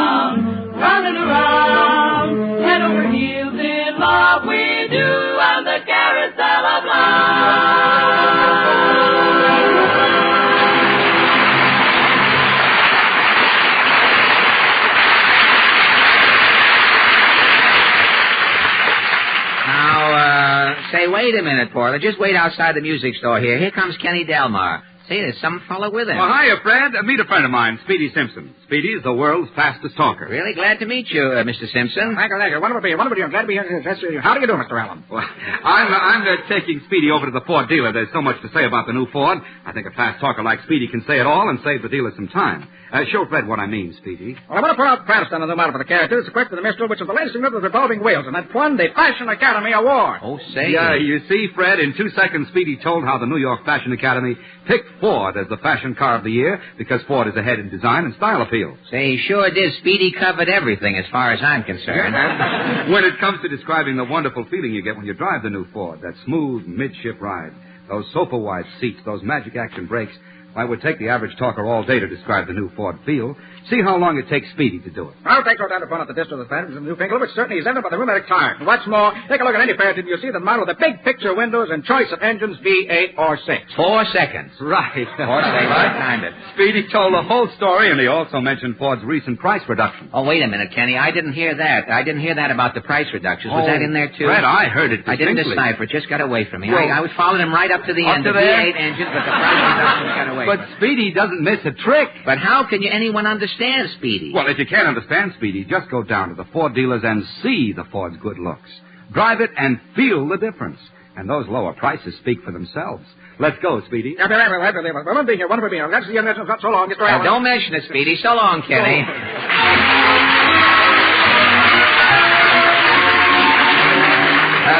come on, Portland. What now? Isn't this where the circus is playing? Sure is. Well, you used to know when the circus was in town. Well, not anymore. The circus carries a nail wick 2 blocks long now. Are you turning here? I have to see Mama. Oh, your mother? She's standing in line at the Radio City Music Hall. Oh, really? Now, I have to go every 3 hours and bring Mama something to eat. Oh, really? I heard the Red Cross was opening a small place in Well, see you next Sunday, Portland. Good night. Good night. Say, this man coming out of the bookstore looks familiar. Well, Fred Allen. Basil Rathbone.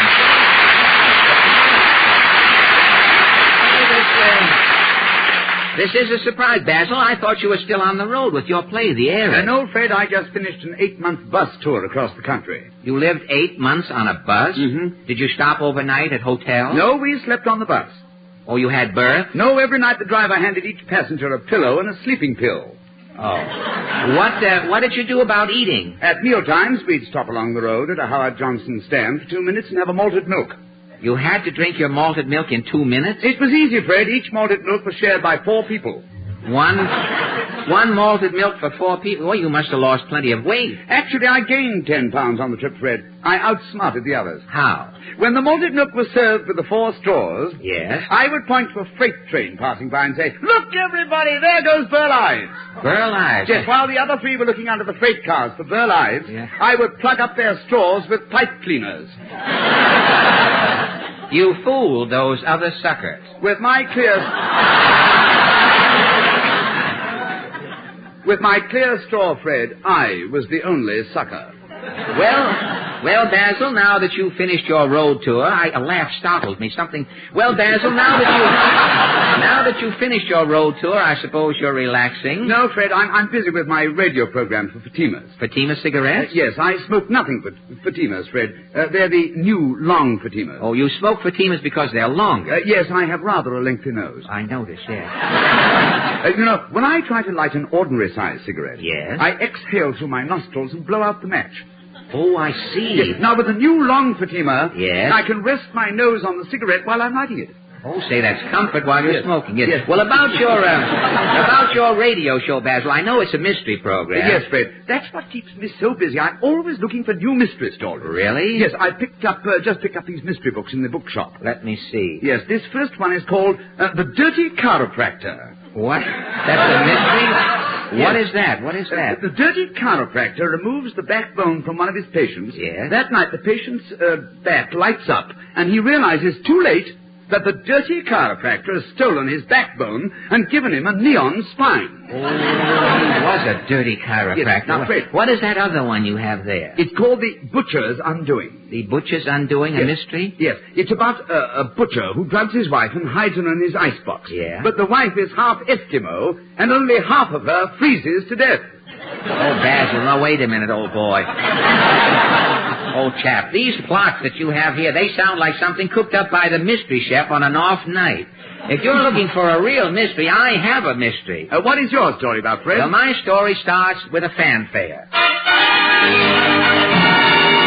Presenting the Mad Doctor of Downing Street. Oh, death wore rubber gloves.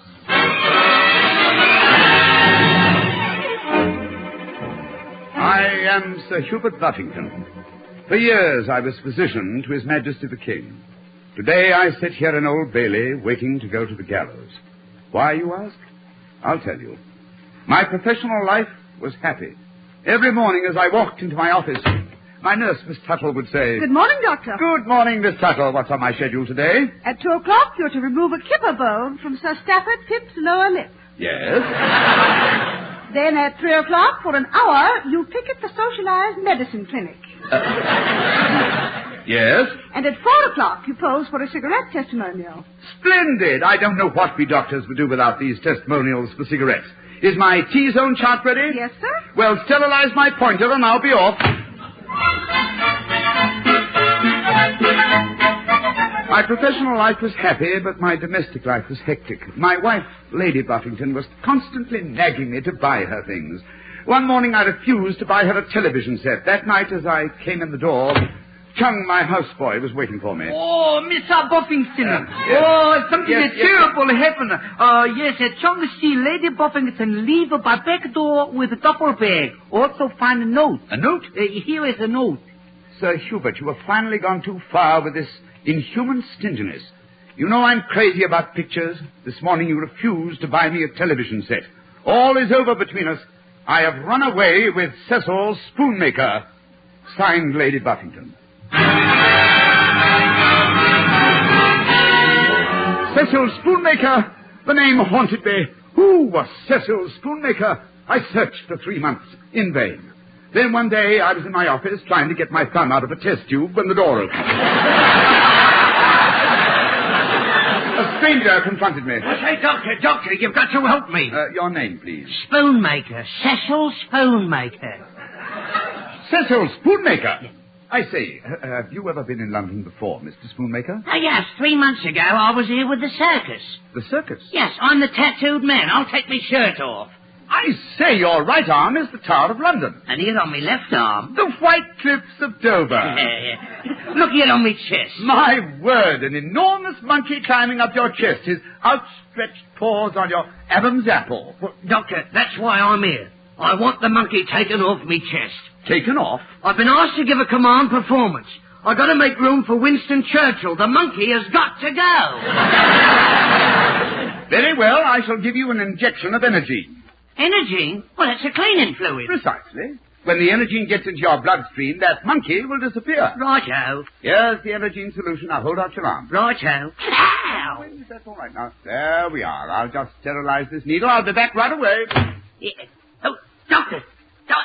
That injection. Something's happening. I can't breathe. Help! Doctor! Doubling all vehicles, calling Detective One Long Pan, proceed at once to Sir Hubert Buffington's foul play suspected. Calling One Long Pan, Detective One Long Pan.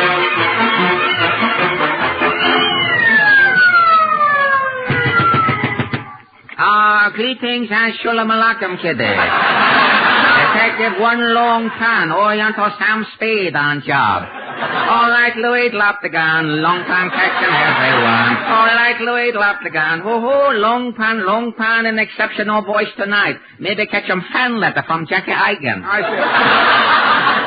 I say, old boy, will you stop that infernal racket? Who are you, big boy? I am Sir Hubert Buffington, physician to His Majesty. You doctor? Yes. Who is a party on floor with shirt off? Who is party? He's one of my patients, Mr. Cecil Spoonmaker. Oh, holy smoke. You some doctor. Long pan stick to Dr. Pepper. Meantime, arrest you for murder. Murder? That's ridiculous. Say, victim body covered with blue picture. Mr. Spoonmaker was the tattooed man with the circus. Tattoo on arm? Yes, that's the Tower of London. Oh. And these are the White Cliffs of Dover. Well, you skip travelogue.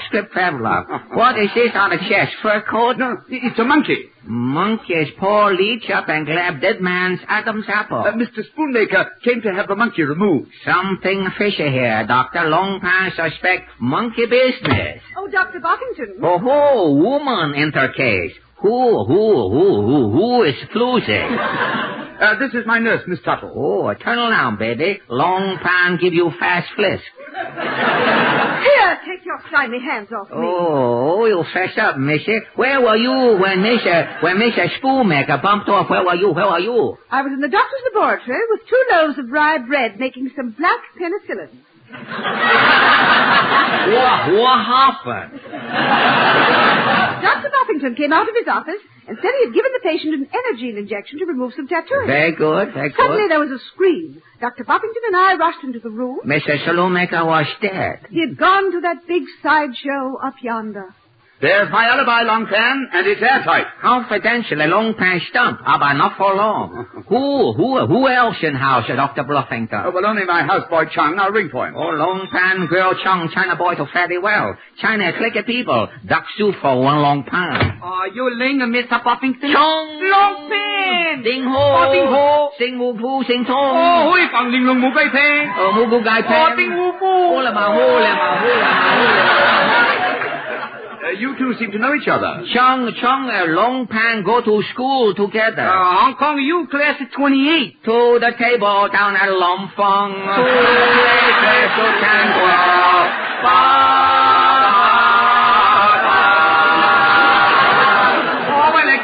class reunion over. Chung, go back to kitchen. You'll catch him later, Chung. Finish off a mouse song together. If you care to leave now, Long Pan, I won't charge you for this visit. Show him to the door, Miss Tuckle. Right this way, Long Pan. Not so fast. Long Pan Lee Salmon body. Oh, you see, tattoo man also have picture inside coat pocket. You see, snap a shot.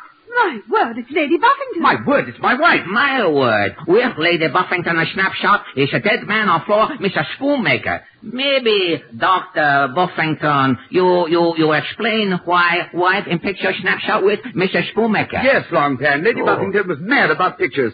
3 months ago, I refused to buy her a television set. To get even with me and to see some new pictures, Lady Buffington ran off with this tattooed man, Cecil Spoonmaker. And today, when he come into your office, you get revenge. You personally kill Cecil Spoonmaker. How could I kill him? I wasn't even in the office when he died. Yes, Long Pan. I told you Dr. Buffington was in the laboratory with me. Not necessary. Doctor be in office when give patient fatal injection. Fatal? Absurd. I merely gave him an injection of energy. Here's the bottle. Formula on bottle K2SO4AO7, number now changed, Butterfield 82099. What's in that bottle? Not energy, Missy. Bottle filled concentrated solution alum. Alum, good heavens.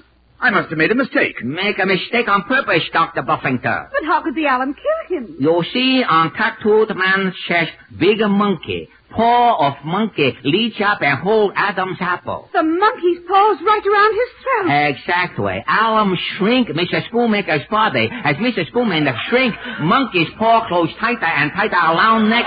Finally, monkey's paw choke Mr. Spoonmaker to death.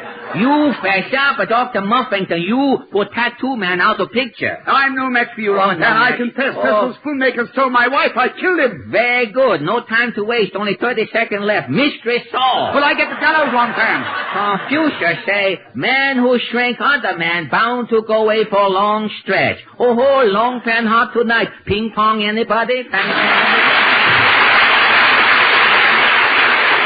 I want to thank Basil Rathbone for joining us tonight. Here's a tip-off on what they're saying in Detroit these days. The word is it will pay you Ford owners to keep your present car in top-notch condition. And the way to do that is to bring it back home for service, home to your Ford dealer. Thank you and good night. Good night.